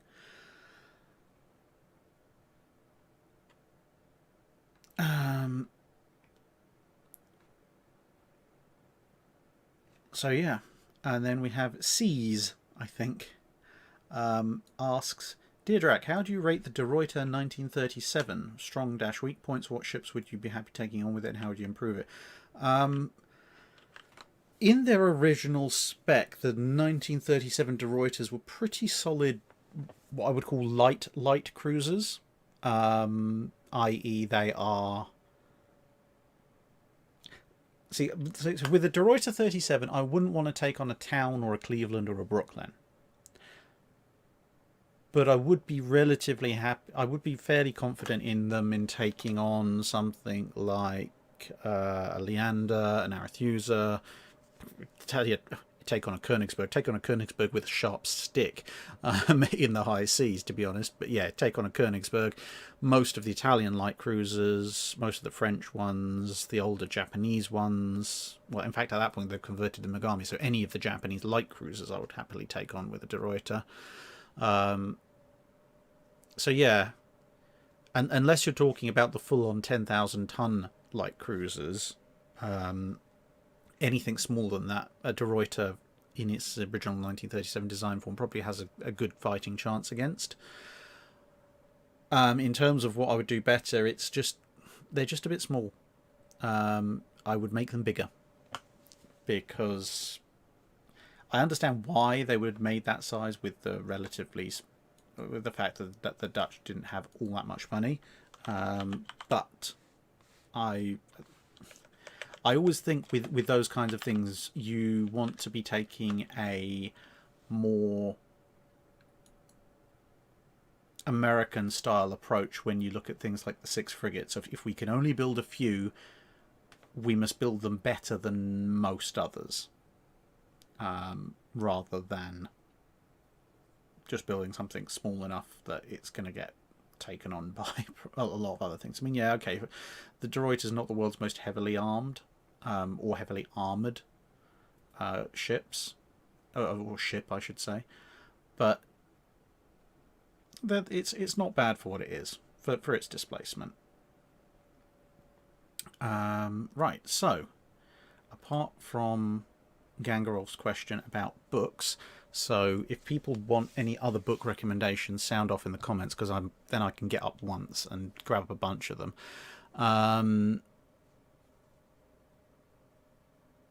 Let's have a look. Lime Slime. So we are taking questions from chat now.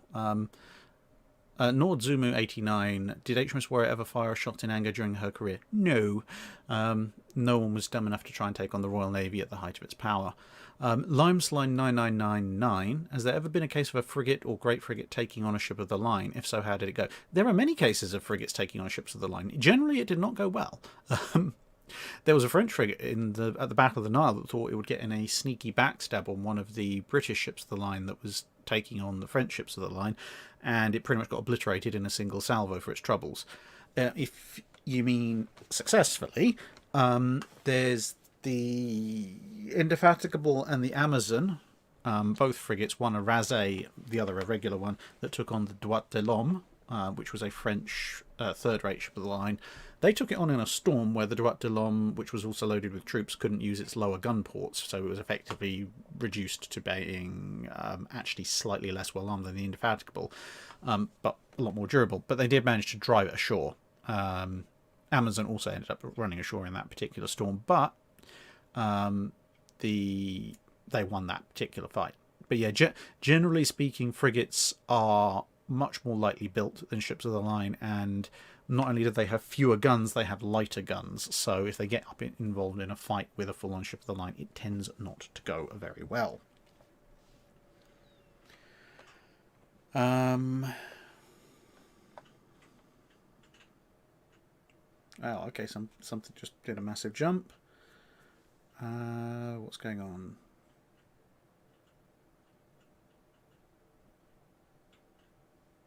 Galdir Ioni. I missed your question, did I? That seems very poor of me.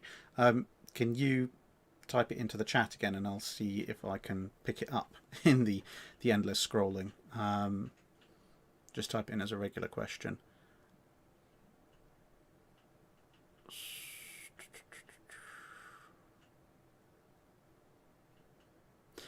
Michael Thurnstrom, have you been to the Vasa now, and will you visit the Smarland in the future? I have been to the Vasa now, and it was exceptionally interesting.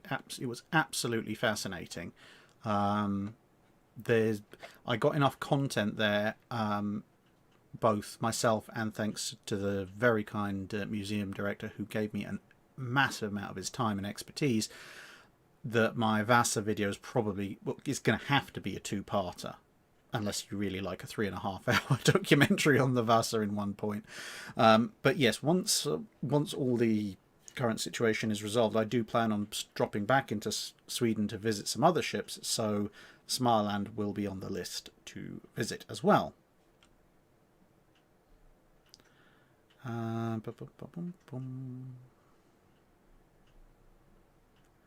Wow, everything's going on quite quickly.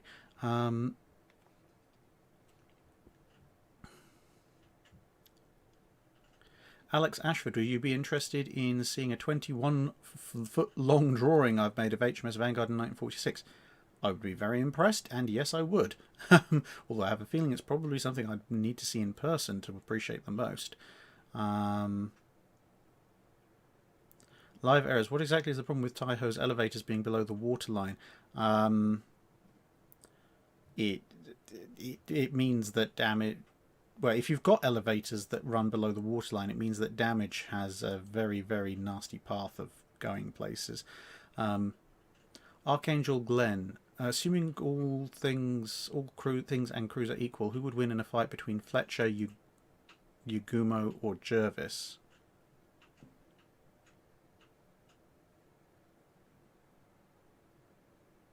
I'm assuming you mean the destroyers? Because otherwise Admiral John Jervis was very much out of time compared to Admiral Fletcher. Between Fletcher, Yugumo, or Jervis, all other things being equal, mid World War II, I'd probably give it to the Fletcher. It's on the larger side of that engagement and probably has the better fire control with the Mark 37s. A Jervis type destroyer towards the end of the war was probably competitive with the Fletcher, but for the majority of the war I'd probably give the advantage to the Fletcher. The Legacy asks, speaking of HMS Nelson, why did battleships never attempt a third superfiring turret so the ship could have a full 270-degree arc? Basically stability. The sheer amount of armour that you would have to use to build a barbette that tall, and then you've got the weight of this turret so high up in the ship, you'd have such a ridiculous effect on the ship's stability that it's just not worth it at all.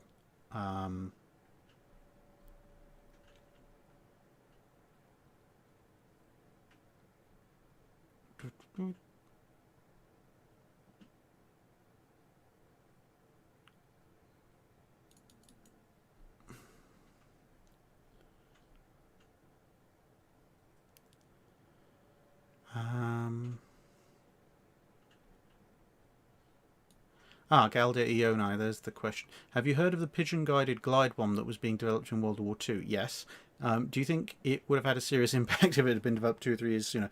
As far as I'm aware, the pigeon-guided glide bomb came up to a lot of fairly serious problems. The BAT, the radar-guided glide bomb, was somewhat more reliable. Even then, that had a distressing habit of locking onto practically anything that wasn't its target. So, yeah, I don't necessarily think the pigeon-guided glide bomb would have been all that good. If the BAT came along earlier, then that could have had a serious impact, but not the pigeon-guided one. A little bit too unpredictable. How have I missed? There's people. Oh, I just found a bunch more questions I missed. Sorry, everybody. Oh, flip. Right, okay. I was thinking to myself, I can't have missed all these questions. Surely I must have found them, and then I just realised that I've found them on another page. Never mind. Miles McCaskill asks, in 1940 at the Battle of Drobak, a 40-year-old torpedo battery severely damaged a German cruiser. What if the British had modern torpedo batteries at the Strait of Dover during the Channel Dash? I don't think they would have reached...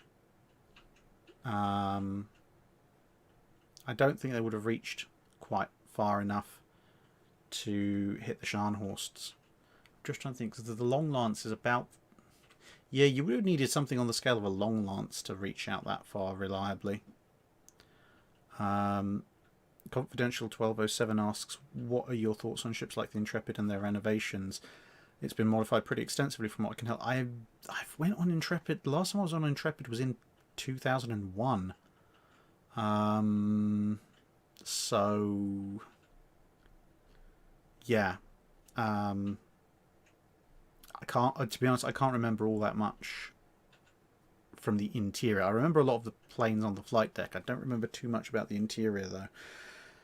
Spartani 548, HMS M1 versus Surcouf. Which would you mass produce? Surcouf, because M1 was... Well, they were both not exactly wise, but M1 was silly.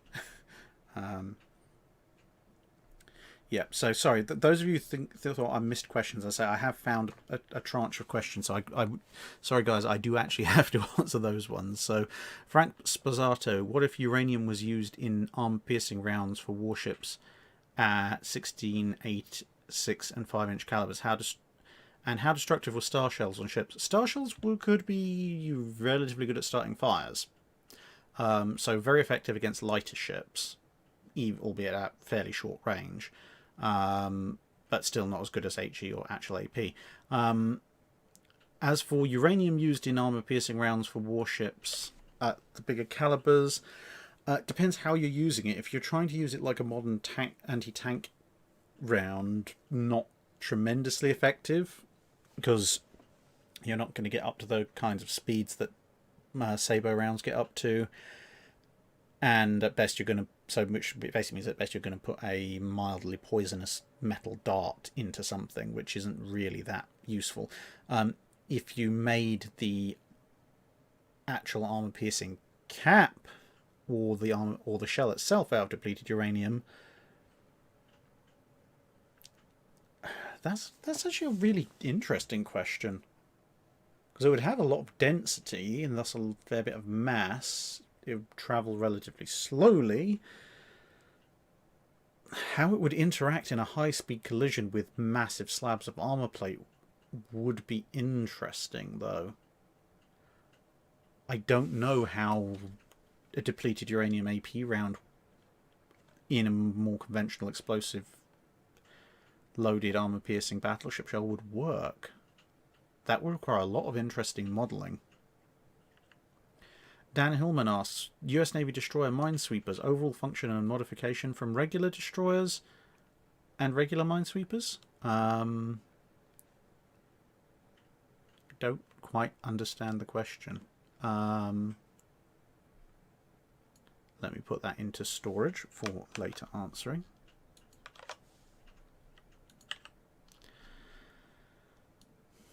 There's Galda Iona's question about the pigeon-guided bomb. Nordazumu89, how different would the war go if Mers El Kabir didn't happen? You'd probably get a lot more ships in the Free French Navy. I think, yeah. I mean, the Vichy French were actually quite worried that the captain of Richelieu had Free French sympathies, and they were very worried that he might defect to the Free French. After Mers El Kabir, it was very difficult to get a lot of French naval units to come over to the Free French Navy, and it was very touch and go for a bit as to whether or not you could even get a bunch of them to stand down, even when they were covered by British guns. So without Mers El Kabir, I mean, it depends exactly how else Mers El Kabir gets resolved, but without an attack on the French shipping in Mers El Kabir, you might well find a number of more French ships actually joining the Free French. And if Mers El Kabir ends in some manner that involves the force there either sailing off to America or a French possession in the West Indies, or joining outright, you could see a mass movement of French ships to do that. It really is a bit of a balancing point there. Frank Sposato asks, are you aware of the Bismarck SCP? Yes, I am. Favourite SCP? My favourite SCP is... I forget the number.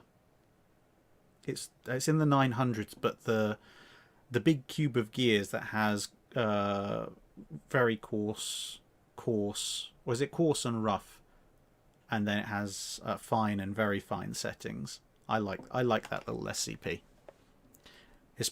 I think the thing I remember most about that was when you set it to normal, and it's like input 1 white mouse, output 1 brown mouse. For some reason, that just amuses me greatly, and all the other stuff like the flying tuna bread.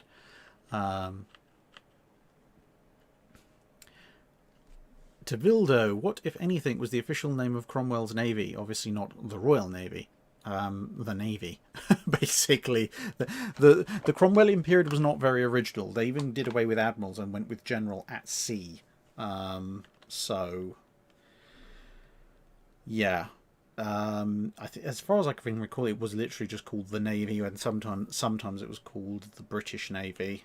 Um, but yeah, there wasn't a lot very inventive about the Republican period in the United Kingdom.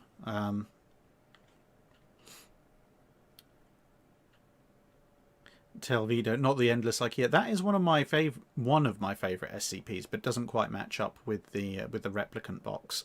um, the Endless IKEA is hilariously fascinating in and of itself, especially because I do a lot of my furniture shopping in IKEAs. I do sometimes worry slightly that I'm going to get caught in one. Cromwell Navy is the English Navy. Um, they kind of had Scotland at that point. There you go, Matt Woodward. Thank you, SCP-914. The clock works. They had Scotland and Wales, and as most Irishmen will tell you, Cromwell made big inroads on trying to take Ireland. So I don't know if it's necessarily accurate to call it the English Navy at that point.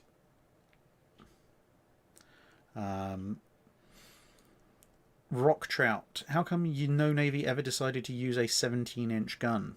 I think it would, be the best power of an 18-inch and the weight of a 16.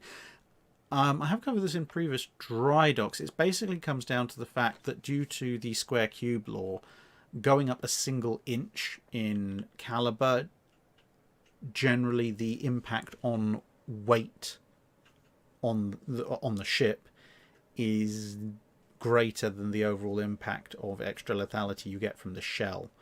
When you look at most naval developments, aside from the Germans going from 11 to 12 inch, pretty much all other sort of steps up in gun have been 1.5 to 2 inches. So you've got the British going from 12 to 13.5 to 15. You've got the Americans going from 12 to 14 to 16.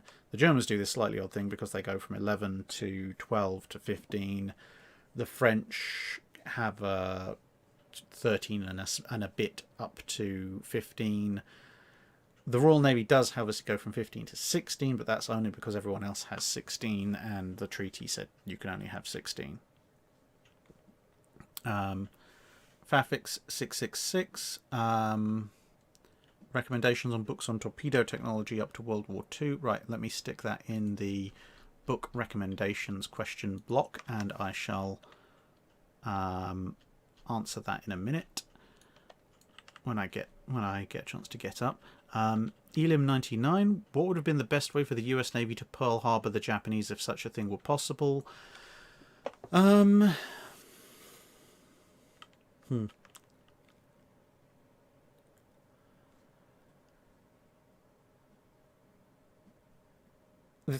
fundamental problem with any kind of Pearl Harbor scenario is that people can salvage, as the US Navy so aptly proved. The best way to Pearl Harbor the Japanese would probably have been to, well, one, make sure their aerial torpedoes actually worked, and then two,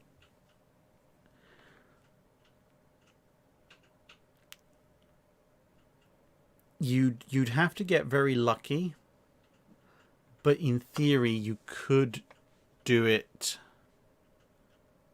You could do it most effectively by catching them on their way out from somewhere.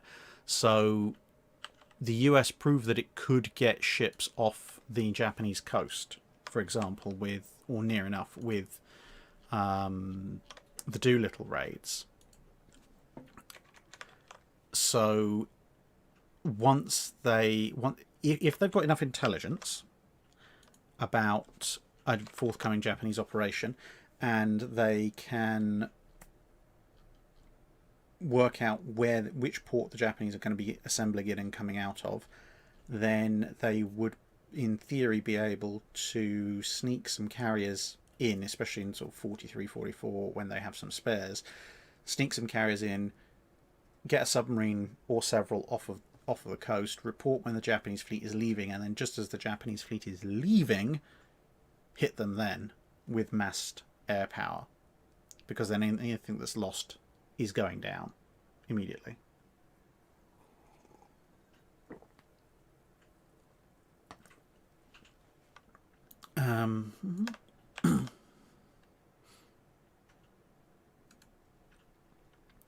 Then Dom Hen, what would be the reaction and result if the US, with no prior warning, showed up at Jutland with 2 Tillman battleships, assuming the crew are trained? Depends on the Tillman. If it's one of the saner Tillmans, everyone would probably look around and go, oh, fantastic, please join in. Assuming that they're joining in on, well, whoever's side would probably just want them to join in. If they're joining in on the Royal Navy side, then great, then the Germans take even more damage, because US armour-piercing shells at this point are probably going to do significantly better. And if they join in on the German side, they will inflict more damage on the British for certain, but they are going to have to follow Scheer's orders, and standard Tillman's, Scheer's still probably going to call the retreat. Tillman 4-2s, on the other hand, are just, everyone's going to be looking at them wondering, what? How? Why? And by the time they figured out what's going on, the battle's probably over, because everyone's come to a standstill in shock and horror. Tillman 4-2s are just a little bit of an outside context problem for anything at Jutland. Mock Harris. Admiral Hipper versus New Orleans or Northampton? New Orleans is the newer ship of the two. I would say depends on the time period. If you're talking about when the US is just entering the war, late 41, early 42, Hipper's probably got the advantage, but once the US has got itself up to speed and the New Orleans has been fitted with the newer radars and fire control systems by mid-43, say, onwards, then I'd put my money on the New Orleans. And the Northampton, for that matter.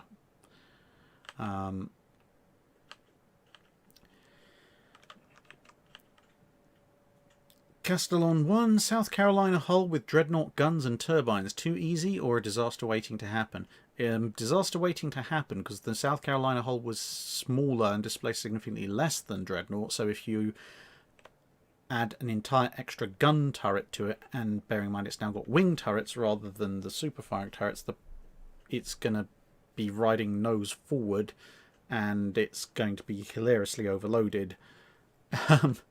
And the turrets are probably more out on sponsons, at which point, yeah, you can fire up the turbines and it'll just burrow itself into the ocean.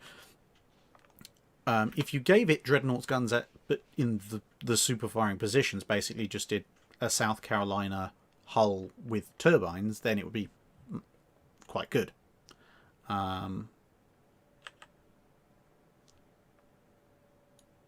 Hellspiker, maybe a Wednesday special. What do you think about non-English ship design in the Napoleonic Wars, like Santa Ana, Santissima Trinidad, Bucentalo, Sion, etc.? That is a Wednesday special. In fact, there's multiple Wednesday specials in that concept, because you can do a Wednesday special discussing British ship design in the Age of Sail and the Napoleonic Wars, Spanish ship design, French ship design, probably all separate videos. I have said before, the L'Océan class is actually one of my favourite Age of Sail ships, classes. They're very, very nice ships. And they're built in fairly large numbers. But yeah, that's definitely a few Wednesday videos there at some point.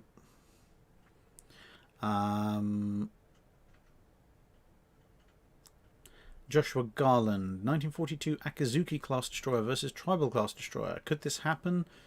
And what would the result be? The Tribal would have to be very lost to end up fighting an Akizuki, unless it was right up at the very, very end of the war. It could definitely happen, though.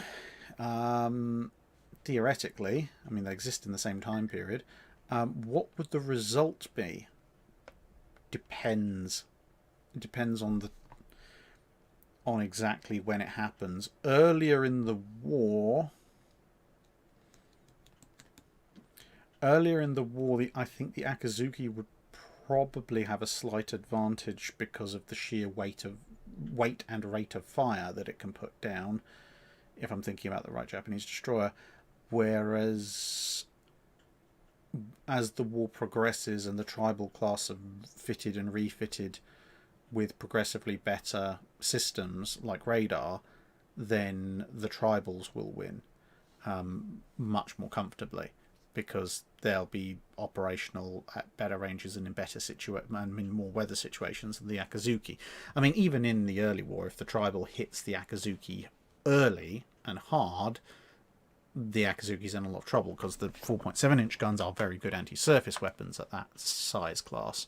But in the early part of the war, where visual spotting and visual range knife fighting in destroyers is perhaps a bit more important, then no, the Akazuki probably still has a bit of an edge there. Daniel Taylor, it's one of your mice named Tribal. Unfortunately not. We used to have seven harvest mice. 3 of them have passed, so we had the 3 that have passed were TP the mouse, Roy Borse the mouse, and Smallest of Mice, also known as Som, who was the runt of the litter. And the ones that are left are Twig, Med or Medium Mouse, Brush, and Derpy. No prizes for guessing why you got that name. The third gerbil, in case anyone was wondering, is called Beefy. Sean Adams, HMS Thunderchild versus HMS By Jove, who would win given equally competent commanders? Thunderchild, because Thunderchild doesn't have such a massive target area, but by a long way.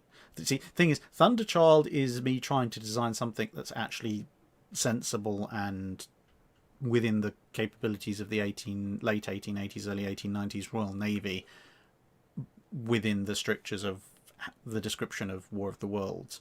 HMS By Jove is me deliberately trying to design the most ridiculous ship I can that might actually vaguely float.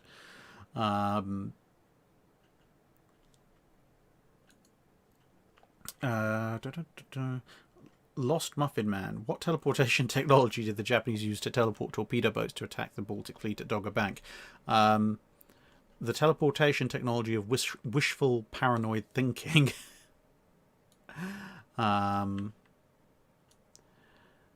Archangel Glenn. Here's a donation for the pure fact that someone is a B5 fan. Thank you very much. Nordzumu89, in your opinion, what is the absolute worst warship ever built? Ooh, that's some very, very strong competition there.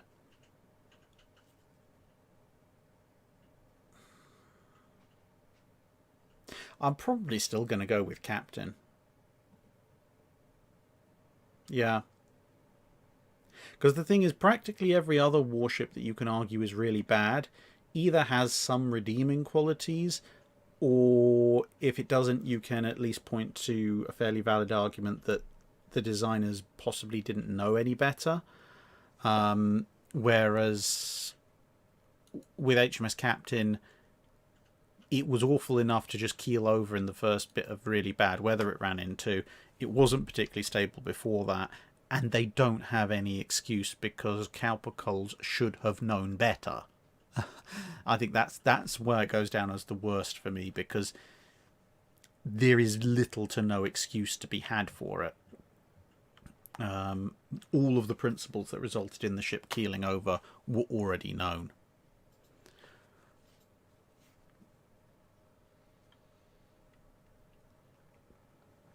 Nozdormu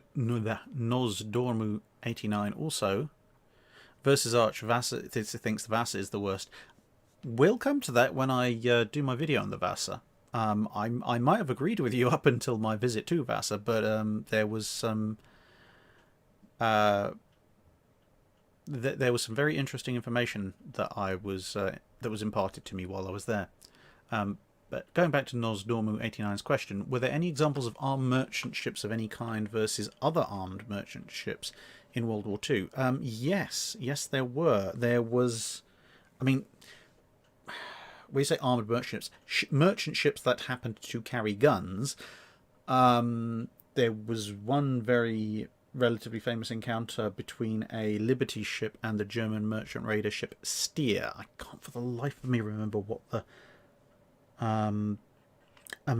American Liberty ship was called. I think it was my mind says it was the Jeremiah something, but it was basically a Liberty ship with standard armaments and it managed to actually fight an armed merchant raider to a standstill.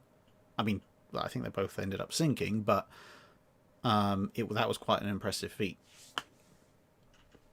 Thank you, Tevildo, for the sympathy for the mice. Let me just take down that.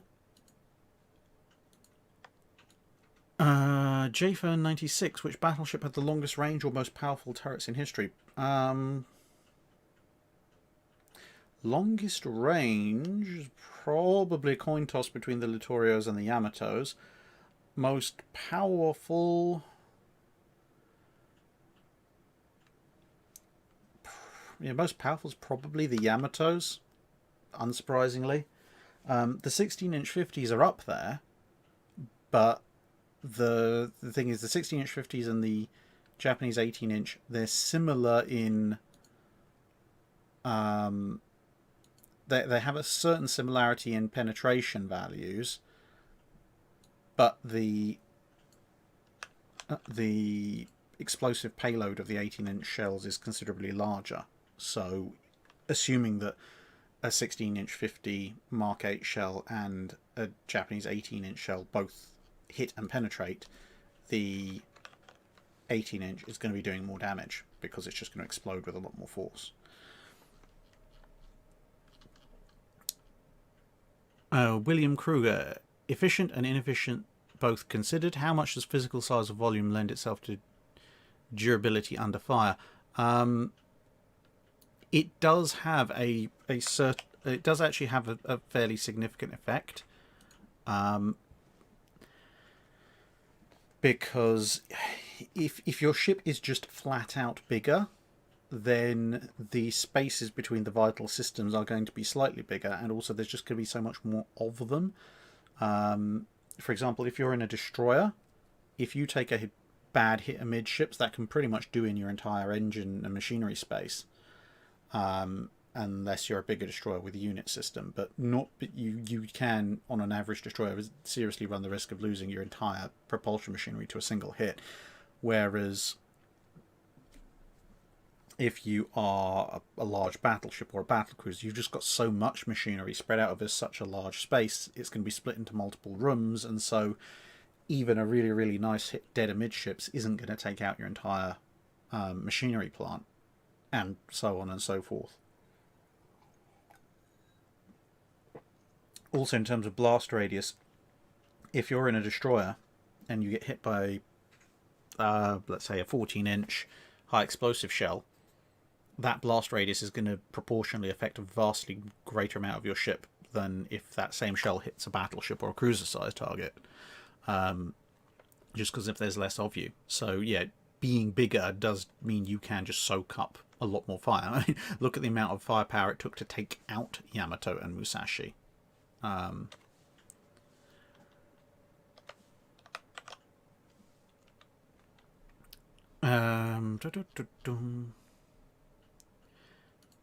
Chingsun Chang, have you seen Montemayor's videos on Midway-Coral Sea? Yes, I have. If so, what's your opinion on them? I think they're pretty good. I really like the graphics. I wish I knew how to do graphics that good.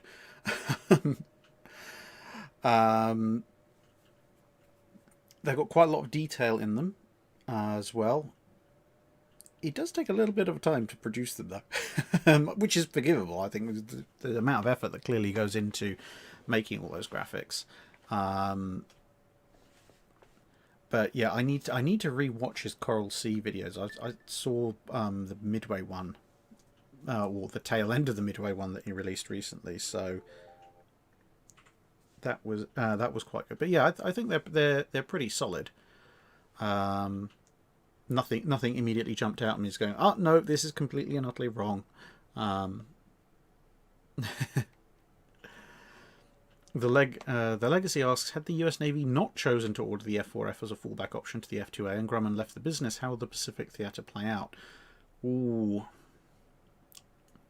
I have a feeling the F4U Corsair would be dragooned into carrier service a lot faster. Yeah. Yeah, but it'd be that, and probably a bit of mixture of that and desperately trying to find anything else to fit on their carriers. Not entirely sure what they could have done, what else they could have stuck in instead of the F4F, but because I don't think a navalised P40 would be up to all that much, and a P47's really too big. Yeah, I think the Pacific Theatre, I mean, with F2As instead of F4Fs, the US Navy will struggle a bit more. But I think the main thing the main effect would have been the acceleration of the F4U program and then sticking on the carriers regardless of any particular hazards. Because yeah, then you lose out on the F4F and the F6F. Greg Matteo, if the Italians had completed their carrier project on time, I don't think it would have changed an awful lot in the Mediterranean, because even completing it on time means they're going to be even if they complete it on time, it's arriving a little bit late in theatre, and at that point they've then got to actually get used to how to work a carrier, which is experience they don't have. So they'd be trying to work up experience in how to get a carrier to operate in the middle of a war, which is not. Oh yeah, Cody 85 also points out the Avenger doesn't come about. Oh, you do not want to be left with the Devastator. Yeah, that Grumman were fairly serious weight pullers when it came to the US Navy. Although I think there was a competitor there were a couple of competitors to the Avenger that lost out, which probably would have been produced instead, because just they're not Devastators.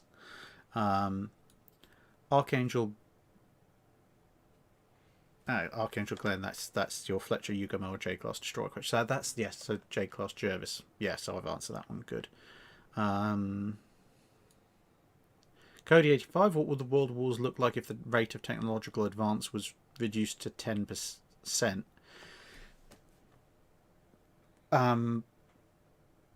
I presume you mean at the start of the world wars. Well, I mean, World War One probably looks pretty much like it did. Possibly the U-boat campaign is probably less effective because some of the better U-boats don't come into play. World War II would be still very much a battleship battle, because if you're talking about 10%, you're talking about World War II lasts about 5 years. Hang on, 40, 41, 42, 43, no, 6, about 6 years. So 10%, 6%. So you're talking about basically technology advancing to about mid-1940-ish over the course of the entire war. So it's going to be a much more gun-dominated environment. The Royal Navy is going to have a advantage over everyone else in as much as it's the only Navy that's got any radar, basically. As far as the US has a few CXAM sets, but that's probably about it. Aircraft are going to be a significantly lesser threat. I mean, the Swordfish probably reigns supreme at that point, because, it's going to be competing with the Devastator, I suppose, and the B5N is just about getting into service at that point. Yeah, okay, so the torpedo bombers are probably still going to be quite a significant threat, but dive bombers... 1940, late 39 going through to 1940, dive bombers is the only things you've got. So you've got the original flavour biplane Helldiver, the biplane predecessor to the Japanese dive bomber, and you've got the Skewer. Dive bombing is probably not really all that much to write home about. And then likewise, fighter-wise, you've got an F2F, the A5M, and the Sea Gladiator. Oh, yeah. It's going to be a mainly gun based war at that point. What else have we got? Cody 85. Washington Naval Treaty is modified so any ship designed and commissioned before Dreadnought can be kept. How would this affect things? Not greatly. Because we're talking basically about pre-dreadnoughts, armoured cruisers and protected cruisers. Protected cruisers not worth it. Pre-dreadnoughts, it's not a lot really compared to dreadnoughts. It's not worth it. I mean, Schlesien and Schleswig-Holstein were the most heavily modernised, and the Germans never thought about taking them up against anything modern. The armoured cruisers might be the only things there, because if everyone gets to retain their armoured cruisers, their belt thickness and their sheer size actually would put them in a better position even than the treaty era heavy cruisers, which would mean there might actually be a fairly significant advantage, assuming the hulls aren't too worn out, to completely stripping them down and modernising them, ripping out all their old vertical triple expansion engines, putting in modern turbines, and while you're basically effectively rebuilding the ship, rebuilding them with modern guns, because at that point you have ships that are going to displace several thousands of tons more than treaty era cruisers. So they're going to, and with fairly significant armor protection for cruiser battles, which in turn means that those vessels are probably going to be the arbiters of the cruiser wars.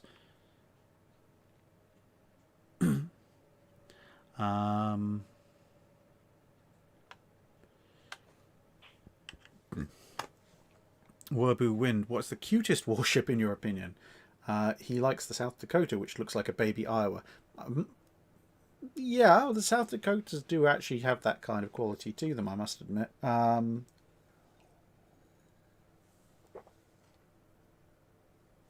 Cutest warship. Now, there's a question I didn't expect to have to answer.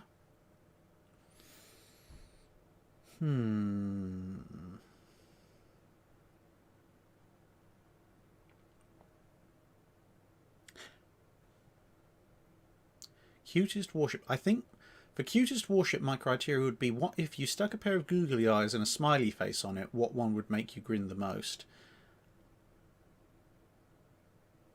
Mentally doing that to a bunch of warships is not good for my sanity. I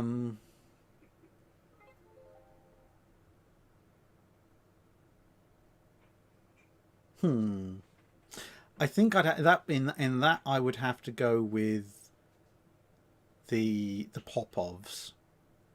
Yeah, take a picture of a Popov, stick a googly eye over each gun barrel, and then draw a big smiley face on that ridiculous, fully curved bow.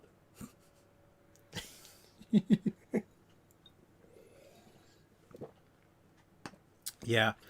And then if you really want, get MS Paint and draw some wavy, panicky arms flailing from either side of it. Oh.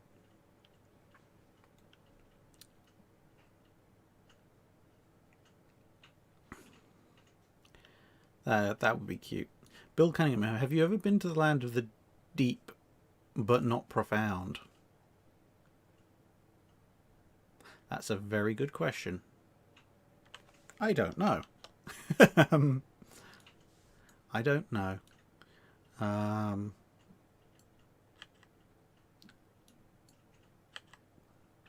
Furry Time Lord asks, how would the North Atlantic battles go if Tirpitz and Bismarck broke out and survived? Depends how they survive. Do they survive by evasion? Do they survive by fighting?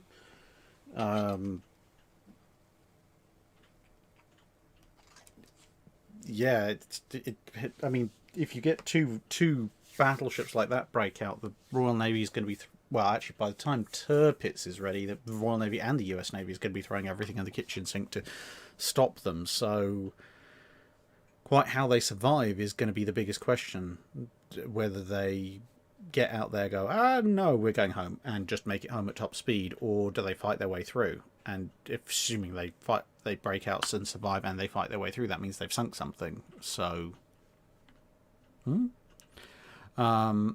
yeah, it depends entirely on how you quantify that survival. The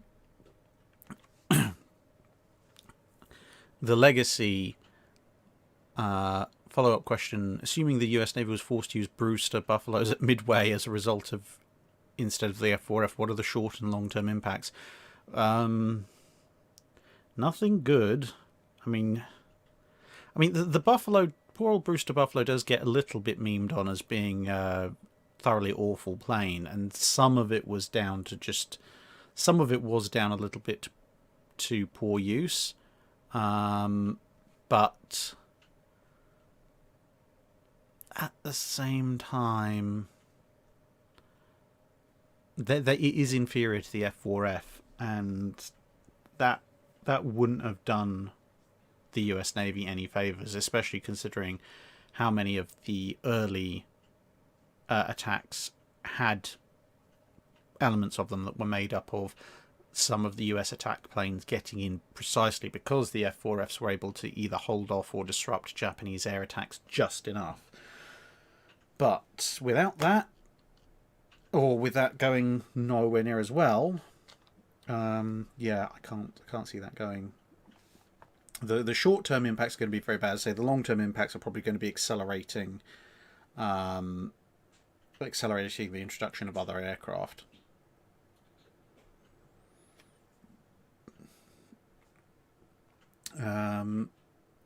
Roy Tamburini, how long does it take to train a crew to use the main battery to a good standard? Since gun barrels wear out after 150 to 250 shots, does training the crew leave the guns needing to be replaced? You don't usually need to train them on that much.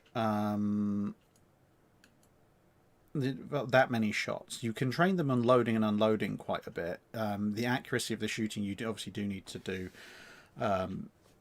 But for example, as a good example, I would actually say look at the American 6th Battle Squadron, the American battleships that were sent over to join the Grand Fleet in the latter part of World War One. They were, shall we say, their gun accuracy was pretty abysmal when they arrived, but after a bit of training with the Grand Fleet, practicing long-range gunnery, they managed to get their gunnery up from absolutely awful to pretty decent in relatively short order without wearing out all of their guns. So, yeah, a lot of it is drill, and some of it is training the actual the sort of the gun layers and the fire control directors. But yeah, you can get a gun crew that's trained in the use of the guns, even if they're not particularly good, up to a pretty decent standard within a few weeks, with decent training. I will do these book recommendations in a minute because I'm down to my last couple of fingers of Iron Brew. Captain Seafort, other than HMS Captain, what three ships built between 1850 and 1950 would you put in a museum of what not to do in terms of design construction to train shipwrights and engineers? Corbeil class, for its secondary battery longer than main battery. What else would I put in?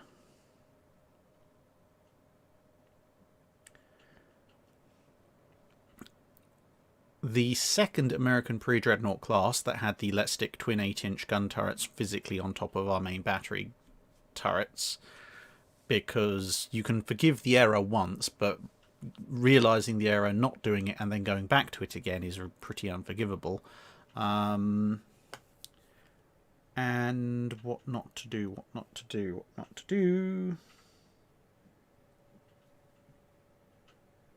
There's quite a lot of honourable mentions. Probably one of the French pre-dreadnoughts. Tessie Camps, are you taking questions from the chat? Yes, I am. Coltax 100, what's the best World War II cruiser? If you count it, obviously, technically, the Des Moines. Or the Alaska, which is also technically a cruiser.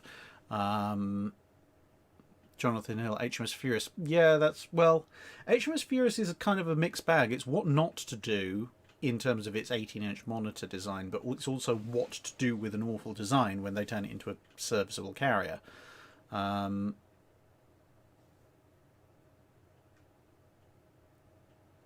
Captain Lachlan White, was ramming an effective form of attack in the World War One-World War Two era? If you're taking on U-boats, definitely.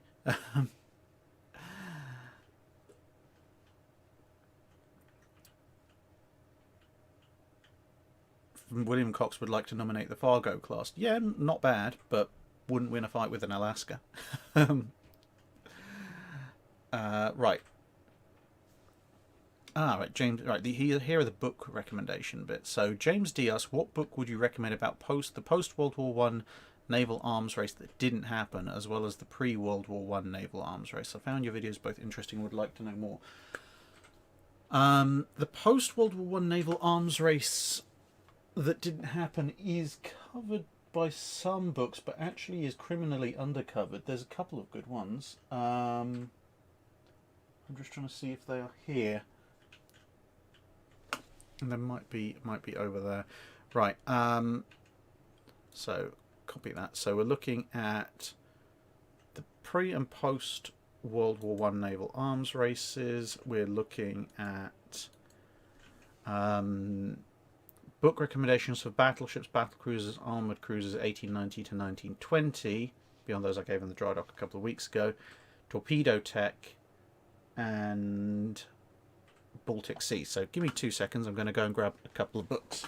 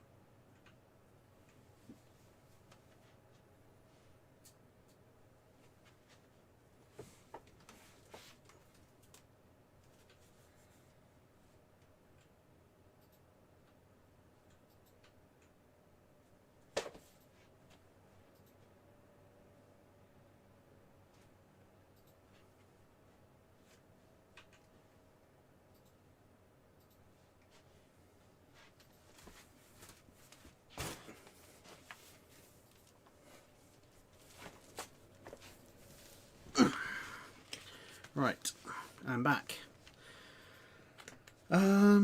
Right, so let me just fire up. No.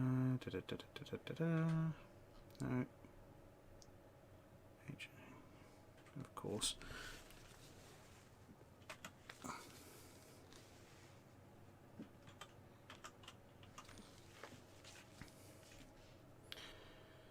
Right. Yes, that is an NX refit. You've spotted. Right, okay, so... Where are you?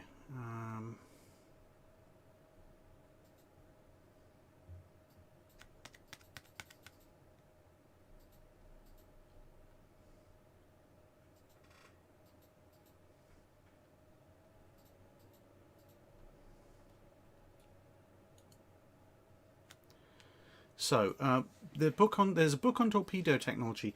It's literally called Torpedo. I can't find my copy at the moment, unfortunately.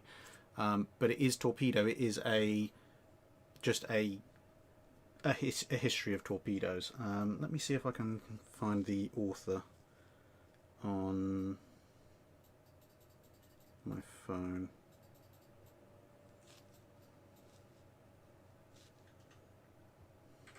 There's also another book which is coming on American torpedoes specifically, called Ship Killer. There you go, Torpedo, The Complete History of the World's Most Revolutionary Naval Weapon by Roger Branfill Cook. That's a good one on torpedoes. I think that's actually upstairs. Naval War in the Baltic Sea. There's a few I can recommend. There's this one, Battle of the Baltic, the Wars of 1918 to 1945. So that covers obviously the Baltic War in surrounding the White Russian and Red Russians, and then World War II. Then there is, well, we're going to put that back there, The Naval War in the Baltic in 1939 to 1945. This one's by Paul Grues. The other one was by Robert Jackson. This one, as the title explains, is focused on the Second World War. And that one's quite informative. There's another one that focuses entirely on the naval war in 1918-1919, and that actually was one of the primary books that I used in my research for the video I did on that particular aspect of the conflict. Unfortunately, that book is currently on loan to someone, so you'd have to go and quickly check that video to see what that book was. I can't remember it off the top of my head. I might be able to, when I put these down, I might be able to find it in my book order history. Naval arms race that didn't happen. There's this one by Robert C. Stern, Battleship Holiday, Naval Treaties and Capital Ship Design. This looks more at the impact of when the ships of that second arms race were cancelled. John Jordan has done a couple of books, including one that's very recently released on the same kind of period and subject, and his first one especially does go more into that naval arms race that didn't happen. For battleships, battle cruisers, armoured cruisers, 1880 to 1920. This one by Aidan Dodson, Before the Battle Cruiser, the big cruiser in the world's navies, 1865 to 1910. This is very good for looking at the development of those big protected and armoured cruisers that run up to the era of the battle cruiser. I mean, who doesn't like a really good technical page? This one's about Chile, this page. Ow! Don't twist your arms that way, Drac, it doesn't work. And then kind of the follow-on to that is one I mentioned earlier, British and German battle cruisers, their development operations by Michel Cosentino and Ruggero Stanglini, I think. That doesn't really look at the battleships, but it does look at the battle cruisers and their predecessors. In terms of battleships, that kind of overlaps with the other recommendation that people are looking for the post-World War I naval the pre-World War I naval arms race. Now, I'm just going to look up my order history and see if I can pick up that other one on the Baltic, because it was really good.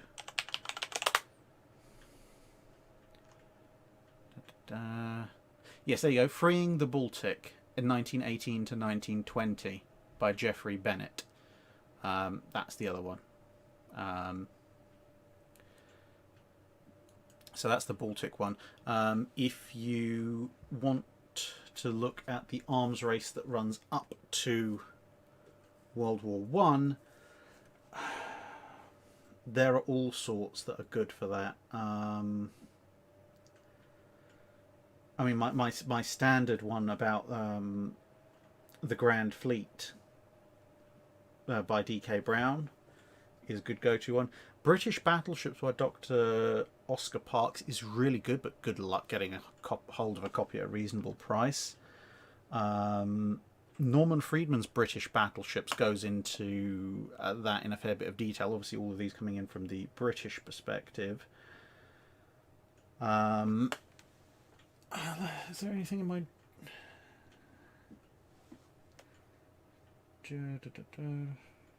Oh, the Kaiser's Battle Fleet. The Kaiser's Battle Fleet actually does a pretty good job of looking at things from the German side of things. So it's my German shelf up there. I'm desperately trying to see it without bashing myself into the camera. So yeah, though that's pretty good at looking at things from the German side. Yeah, so I think that's probably a decent set of book reviews. Now I've got to go and put all those back at some point.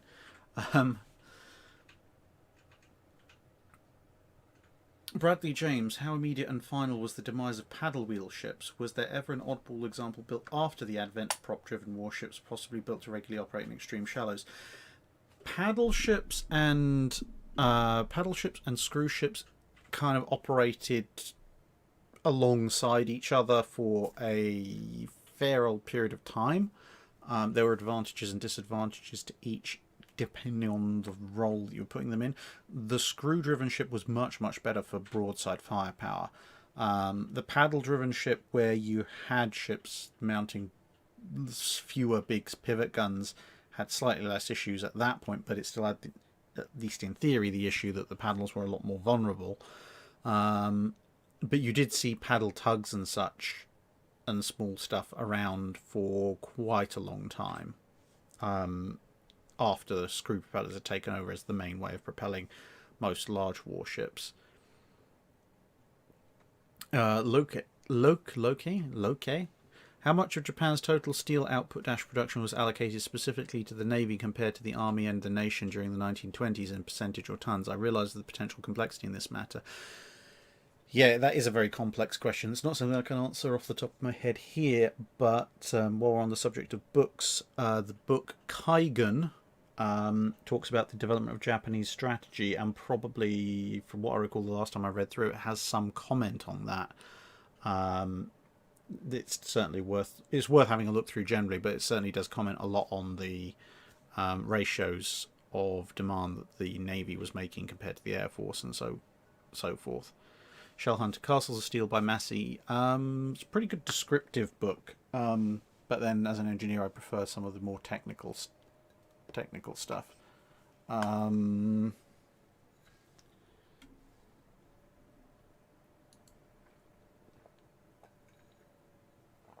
Sir Liv, if the liner Normandy hadn't been destroyed by fire, would she have been useful for the US to convert into a large escort carrier, such as filling the mid-Atlantic gap? Theoretically, at the size she was, she could have made a reasonably nice carrier for that kind of stuff, but practically speaking, the amount of effort you would have had to go to convert the poor thing, as a return on investment, no.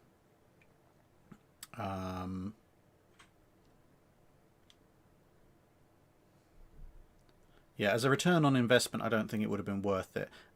It would have been capable, but it would have come at too high a cost. Derp Squad, your super chat question about the glorious Blackburn. You said all hail the glorious Blackburn. Well, I agree. All hail the glorious Blackburn. Otherwise, it might come after us. I think that's the one. Anyway. Oh. Ah. What's going on? Questions jumping around. I have actually found a Blackburn kit. I just now need to find someone who's got one in stock. Because I did promise if someone made one, I would buy it and build it. So I found someone who made one. I just need to find someone who's now got it in stock. But there you go. Me and my big mouth getting me in problems. I still don't know what colour I'm going to paint it though. Castellon 1. Cherry picking the best parts from the first generation Dreadnought era. What would be your ideal realistic Dreadnought that you could possibly build? For the first generation Dreadnoughts, take the turbine propulsion out of Dreadnought herself. Take the armor protection from the Nassau's. Take the super firing turret technology from the Americans. Have the main mast forward or the foremast forward of the funnel from anyone but the Dreadnought. And since it's technically their first Dreadnought, realistically it's a second gen Dreadnought, but it's the first generation Dreadnought that they actually built. But so I'm going to, by rules lawyering, include it. Take the triple 12-inch gun mount turret and guns from the Gangurt class and put it all together. So you get something that's turbine driven, heavily armoured, super firing using 4 triple 12-inch Russian 12-inch guns. And that will be amusingly powerful.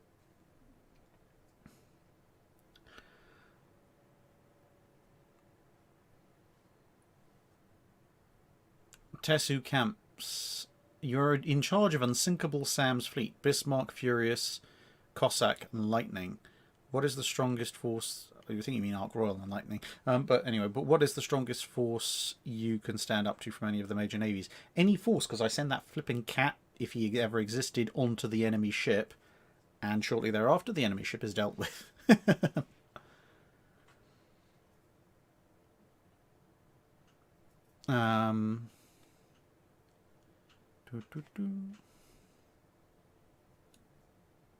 Yes, Bafix, I agree. Kaigen is probably one of the most important books to read if you're not into the Japanese Navy. It covers an awful lot. There. Things jumping around. Stop jumping around. Spartani 548.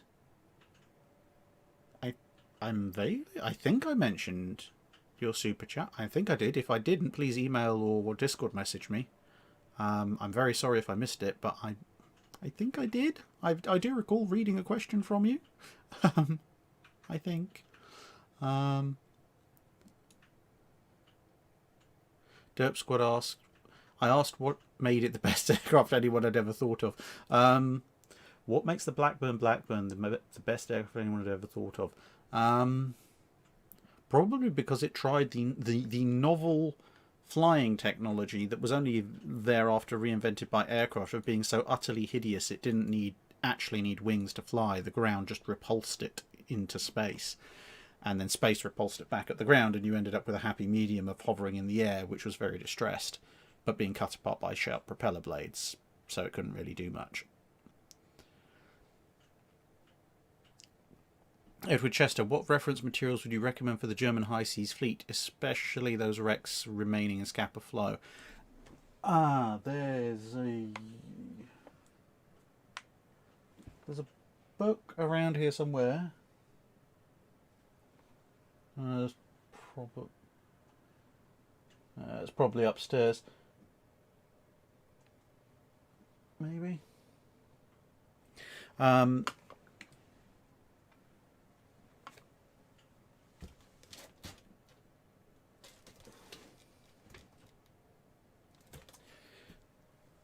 Anyway, there's a book called Salvaging, something like Salvaging from the Salvaging of Scapa Flow or something like that, which talks about the salvaging of those.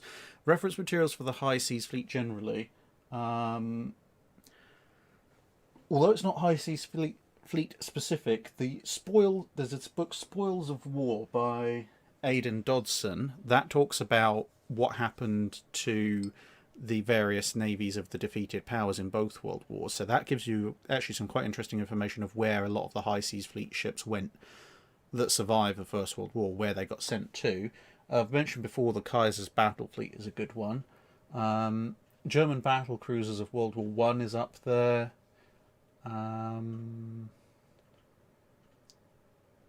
There's one, the Imperial German Navy in Pictures, that's quite fun, but it's more of a coffee table book, but it's very good for getting a lot of detail photos of aspects of the German fleet. What else?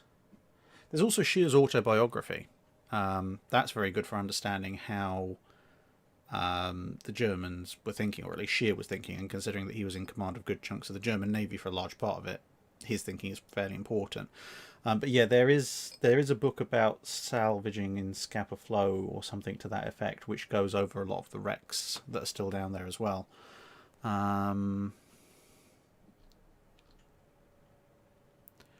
Joachim Wolfeil, Drac, have you ever compared the Constitution 1797 with the Swedish Bellona class 1782? I haven't, no.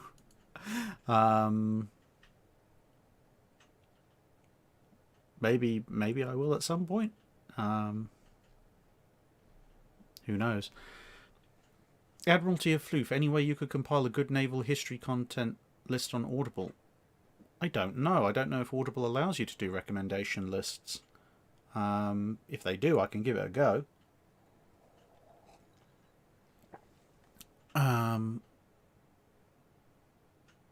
Locate. With regards to the Japanese steel output production, drop me an email or Discord message, and I'll try and look into that in a bit more detail. I have a feeling I've got a PDF somewhere of possibly a PhD thesis or something like that talks a lot about Japanese industrial output and where it went. I think it was mainly focusing on the 1920s potential naval arms race, but I think it does mention the 1930s a bit as well. So drop me a line and I'll see if I can find out something. If I can find something to send you.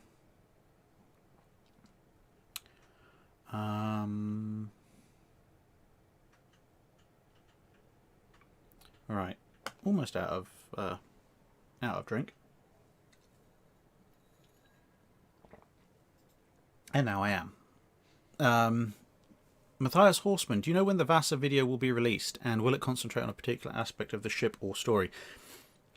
I don't know when exactly it will be released. I'm hoping January or February, but I have such a backlog of Wednesday videos at this point in terms of pre-recorded footage and scripts. I do need to start clearing some of those.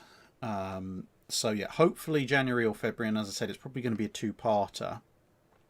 So, yeah. Will it concentrate on a particular aspect of the ship or story? Well, the thing is, I've got so much to tell you about that ship. Everything from the crew, to the design, to the guns, to the build of the ship, to how it sank, to how it was raised, to how it was preserved. There's so much to be said about Vasa. I'm going to try and tell you as much information as I can based on my visit there.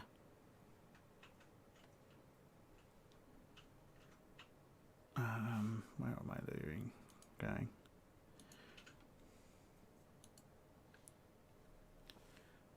There you go, Spartani. Right, there was the other question. Would the Royal Navy have been better off keeping the Sea Gladiator over the Fulmar? I seem to recall the Gladiator performed well in the first half of the war.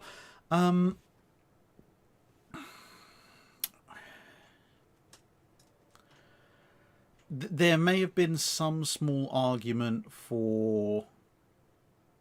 I think there may have been some small argument for keeping a few Sea Gladiators for point defence because of their rapid rate of climb and manoeuvrability, but generally speaking, the Fulmar was actually not that bad for the role that it was put into. I know my friend Jamie, who runs the Armoured Carriers website, has a lot more to say about the Fulmar.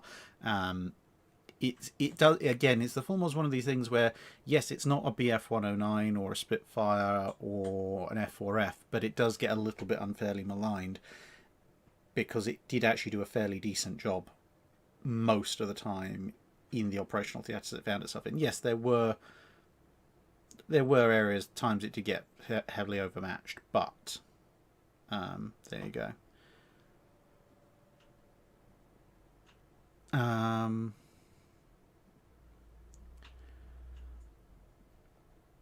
Right. Oh dear, someone has actually sent me a smiley. It is actually looks just as hilarious as I thought it would. Daniel Phillips, any idea when the next competition will be announced? So the South American Dreadnought Design Competition, that has finally been judged. Judging results will be in the recorded Patreon dry dock that's coming out Saturday-Sunday. New competition will be announced this coming week, and that will run for a little bit whatever time. We do have a better system in place, hopefully, for judging that to make sure the judging gets done a little bit faster this time. Trevor C. Somehow I seem to have missed a bunch of questions. US Navy ship naming. Trevor C. Again, email me or Discord me the question, and if I don't get it by the time because I'm now out of Iron Brew, but if I don't get it in this, I will stick it in the next dry dock. Not obviously this weekend's because that one's just been recorded and rendered, but next weekend's.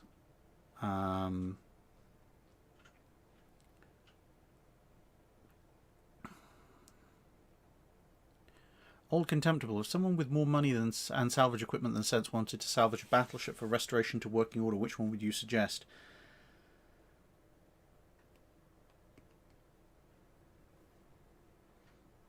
Oh, that's an interesting one.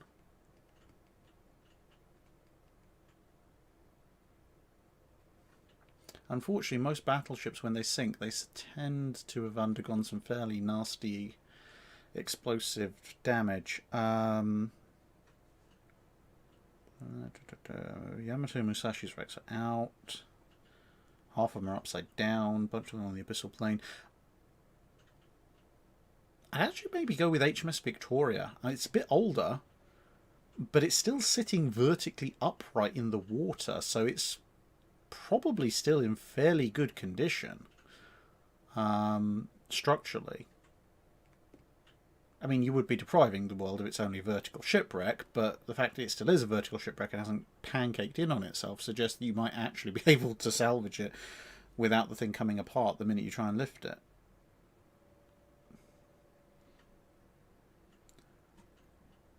Oh, it's 10:15. Okay, so we'll probably move into the final straight here. And I can also feel my voice is beginning to go.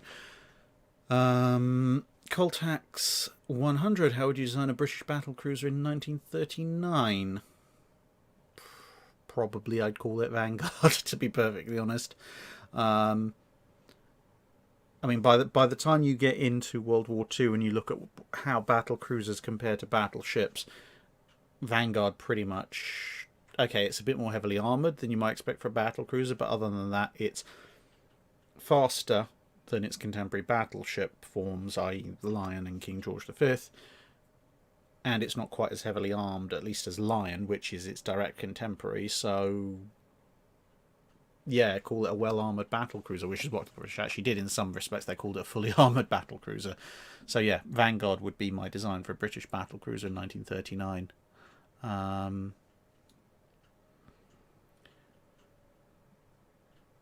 Cody 85, what do you think is the most reasonable fictional warship that you've ever seen? I haven't read that much. What I would describe as reasonable naval fiction design.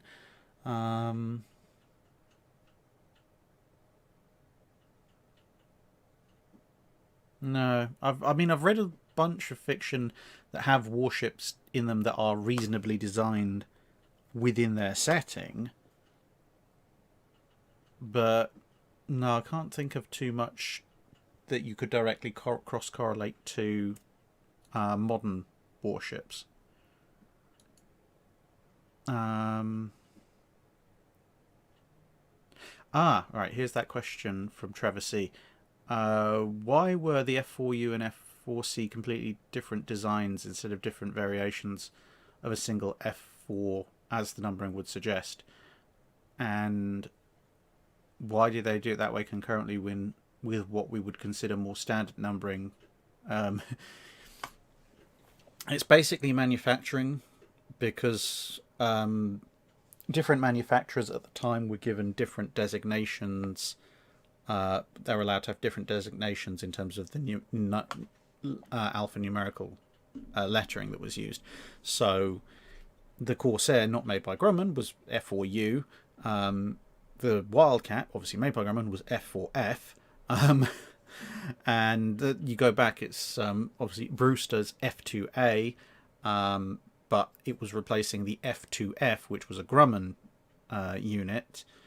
And then you also had things like the Dauntless and the Helldiver, both technically dive bombers, and you've got SBD and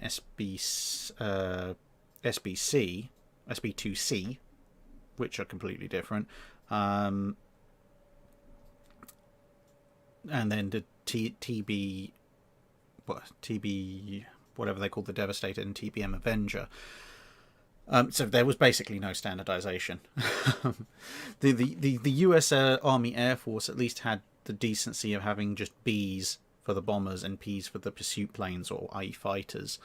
But that's why that's why post-war the US Navy was forced to actually standardize everything because it was just getting far too silly. But yeah, it was basically different manufacturers, different designations, and led to a lot of confusion.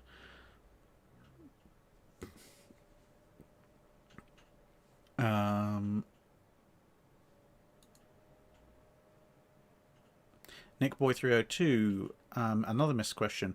How useful would a carrier conversion G3 be, considering how useful a Akagi and Lexington turned out to be? Even more useful than a Hood conversion, because G3 would have been about as fast, but a lot larger. So, yeah, you look at how Akagi and Lexington, very good carrier conversions, especially Lexington, and a G3, again, kind of like we were talking about the Hood, which would have been a sort of it would have been like a Courageous or Glorious, except on even more steroids. The G3, a G3 aircraft carrier would have been exceptionally useful for would have been exceptionally useful for the Royal Navy to have. I don't know how I've managed to miss some of these super chat questions. I really must apologise to people that I've unintentionally done that to. I was trying to kind of split the super chat questions out from the Patreon questions this time, but obviously that hasn't worked, so I think I'll have to go back to the way I was doing it last time, where I was just kind of as they came, and just see how that runs in. I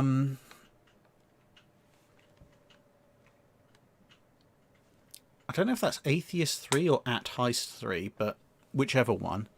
How come the Royal Navy happily named warships after figures of Greco-Roman mythology, and as far as I know, no major ship after English mythology?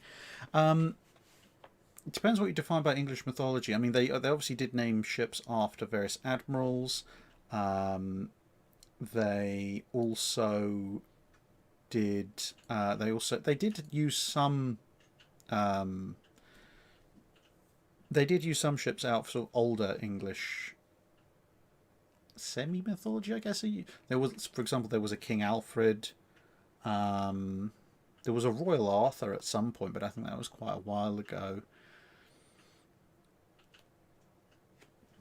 I think the thing is with the English ship naming and Royal Navy ship naming is that way back in the day they were using Greco-Roman mythology, as you say, and also religious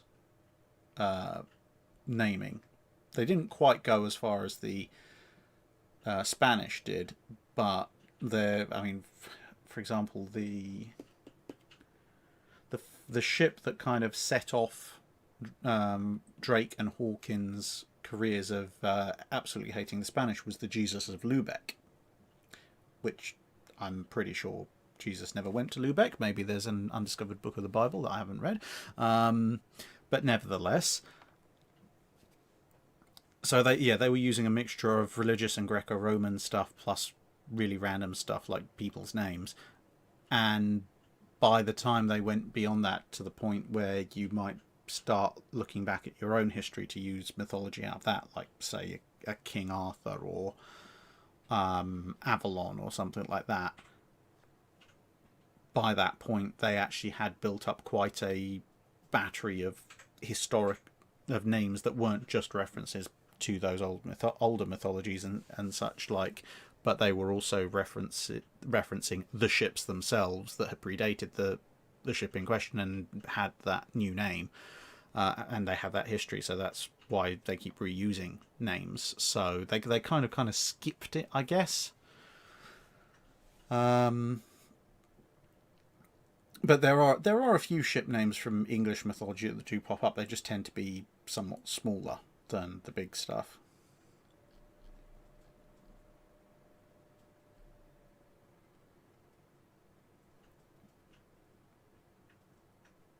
Yeah, AV8R1701E points out the M in the US Navy designation stood for aircraft produced by General Motors, i.e.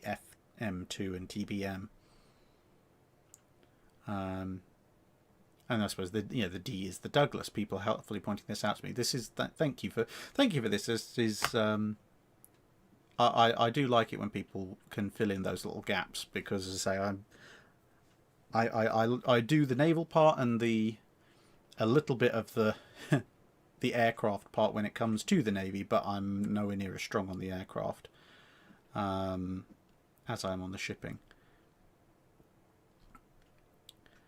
Right, so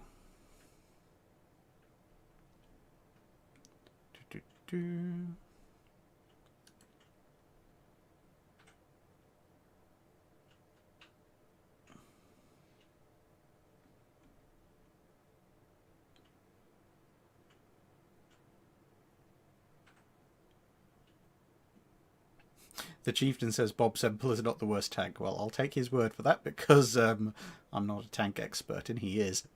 Hello, the Chieftain, as well. Oh, that's nice, though.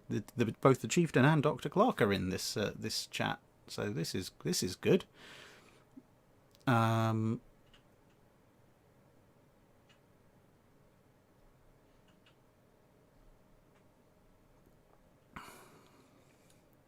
Old Contemptible asks, what's your view of Star Trek space naval warfare? Does using World War era terminology seem out of place for the 24th century? Well, having not actually been to the 24th century, I can't necessarily say, but it does help make it a little bit more relatable as to what they're doing, although that probably touches off the whole massive argument as to whether space warfare is the province of the Air Force, which Stargate SG-1 will tell you it is, or the Navy, which Star Trek appears to believe that it is. So, yeah, I guess it depends probably on the hard versus soft nature of the sci-fi setting.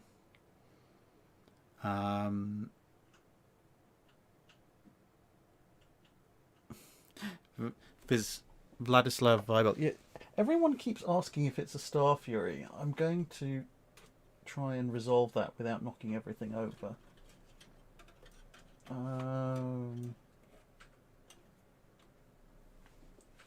You come down here, Lion Mouse. I'm going to have to bring Archer the Rat down. So.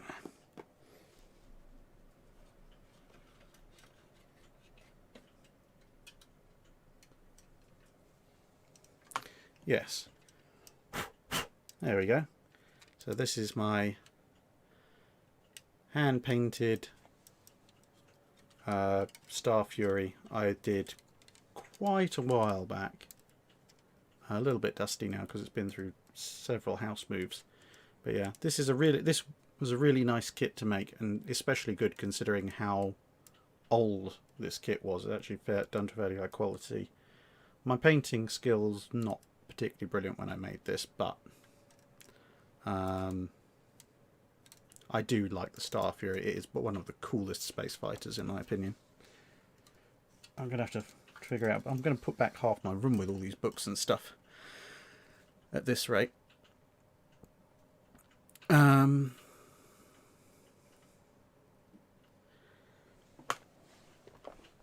What else can we talk about? Because let's make a last run in on this, because I can feel my voice beginning to go, and it is almost 10:30. Golf 2428. Could the British have used the American 16-inch guns on the Lions or other ships, either the 45 or the 50? If they could somehow have foreseen the problems with the 16-inch guns in time enough to persuade the Americans to build more 16-inch 45s, I think you probably could have persuaded them to part with some 16-inch 45s, and that would have allowed the Lions to get complete. Whether or not the Royal Navy would have been happy to do so is another matter, but I think at least in principle you probably could have convinced the US Navy of that. Yeah, at some point I need to get my hands on a really nice big Omega class destroyer model. There's my full line of Enterprises over there. You never see it because it's behind my TV screen. There is a Corellian Corvette there, of course, CR90.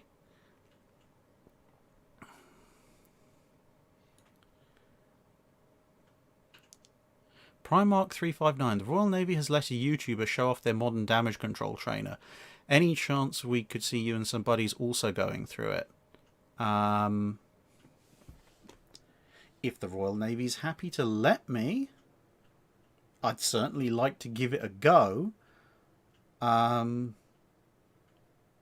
They may be slightly disturbed because I may be cackling madly through the entire process, but yeah, that's not a bad shout actually. Let me make a note of that. Ask Royal Navy about damage control simulator. Can't hurt. Worst they can do is say no.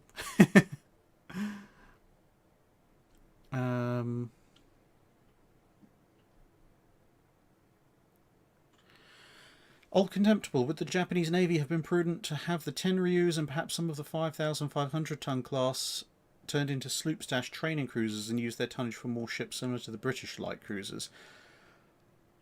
Potentially, if they had the money and the shipbuilding industry to do it as well as everything else they were trying to do.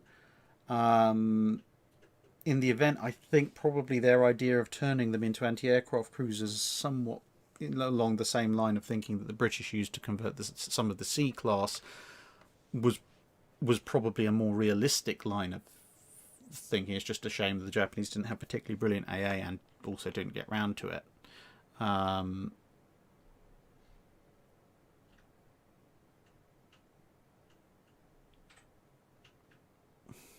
von Gazenberg. Razor's Crest or Slave One is the way.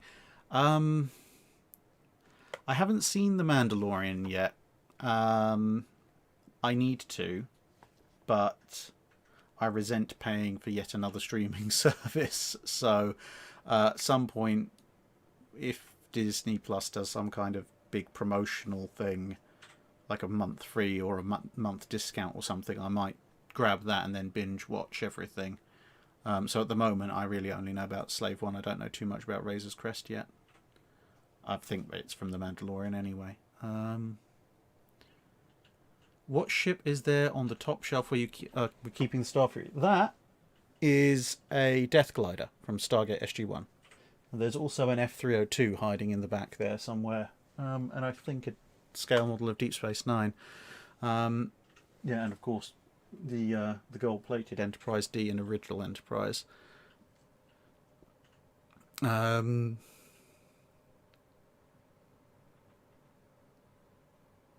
Nick Boy 302, if the consolidation of the battlecruiser and battleship into the fast battleship hadn't happened, how do you see the development of the classes continuing into the 1920s and 30s?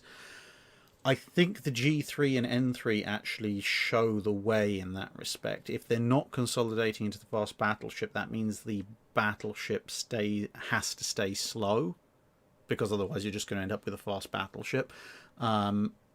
And so at that point, as I say, I think the G3-N3 combo kind of show the way there, where you've got the G3 is in many ways what we might actually call a fast battleship, but is a step down in gun caliber, a step up in speed, and only a minor step down in protection.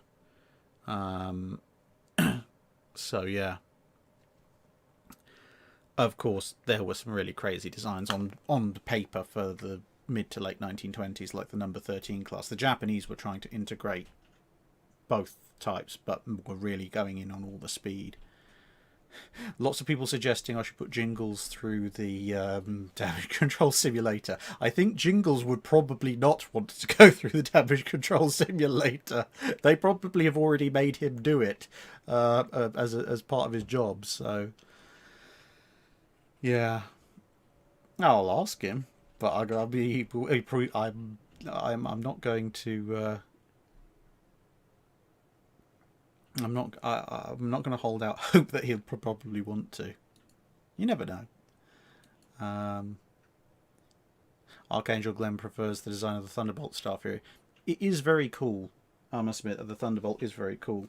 But original flavour Star Fury for me.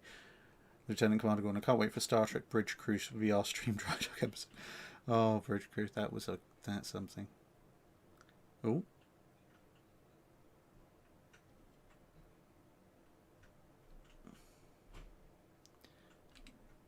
Todd Webb pointing out in relation to the Jesus of Lubeck that Jesus is a first name in Spanish and doesn't always have to refer to Jesus Christ. Well, yes, true, but I'm pretty sure Lubeck is also not Spanish.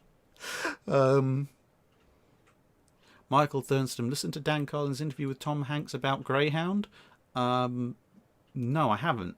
Now that you mention it, I probably should. Okay,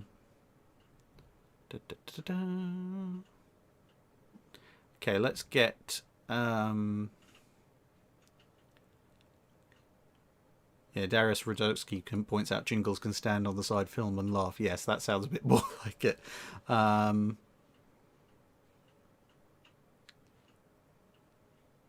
Animal 16365, Drac, did you ever read about the time a US Navy A-1D Skyraider dropped a toilet on North Vietnam? I did, actually. I think I even saw a photo.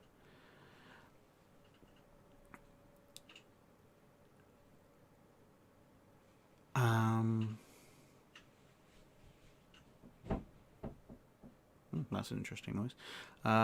Right. So, I will answer one or two more questions, then I'm going to wrap this one up. So, thank you everyone for coming and watching / listening. As I say, if I have missed any super chat questions somehow, I do deeply apologise, and please message me in some way to deal with that. But actually, before I answer the last couple of questions, I did promise that I would mention it, so I will. I've managed, thanks to Ben, to acquire, I think that's the right way around, a rather wonderful red ensign. It's very nice, very large. I've been keeping it around here. I couldn't put it up behind me because it's going to take up the entirety of the rear screen, or whatever it is, the view behind me anyway. So yes, I am going to try and find some way of displaying it. It was in the background for, I think, at least one or two dry docks when I was doing the dry dock outside, and I could get a bit wider field of view in the conservatory, but now it's absolutely freezing, so it's in here, so I'm not.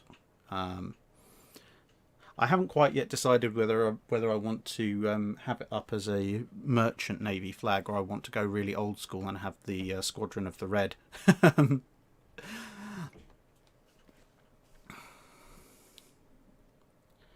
So, Okay, right. There's a couple more questions I'll answer, and then that'll be that. IO2, slightly outside the channel's time frame, but still Blackburn Buccaneer or Grumman A6 Intruder? Oh, that is an evil question. That is an evil, evil question. Those are two very, very nice aircraft. I would say A6 Intruder over the over the Buccaneer Mark 1, but I just like the look of the Buccaneer Mark 2 over the A6. But the A6 is still a wonderful aircraft. And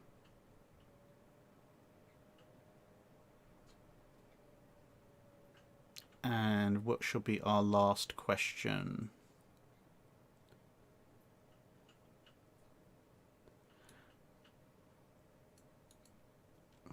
Samuel John, where would you point for the proper building of fantasy navies, realistically, sail and steam-powered navies specifically? Oh, that's hard.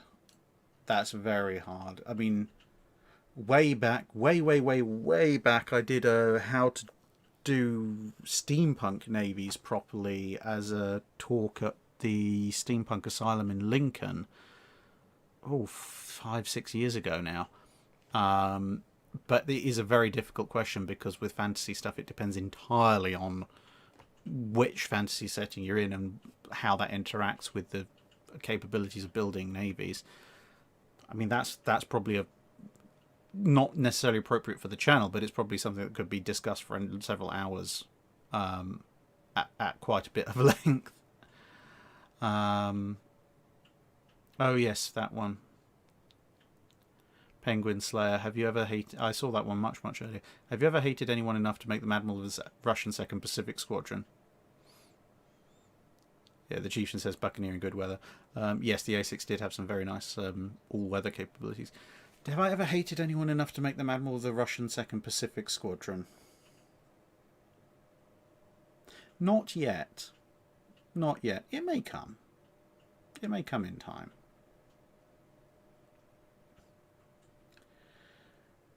And then Craig Bryant getting in a last cheeky super chat there with, could you do a video on fuel capacity on the American World War II aircraft carriers and what their ranges were? That's probably a little bit too niche for a Wednesday video, but I certainly at some point am going to be doing a Wednesday video on US Navy carrier doctrine in the Pacific in World War II, which will incorporate information on their fuel capacity and range. So yeah.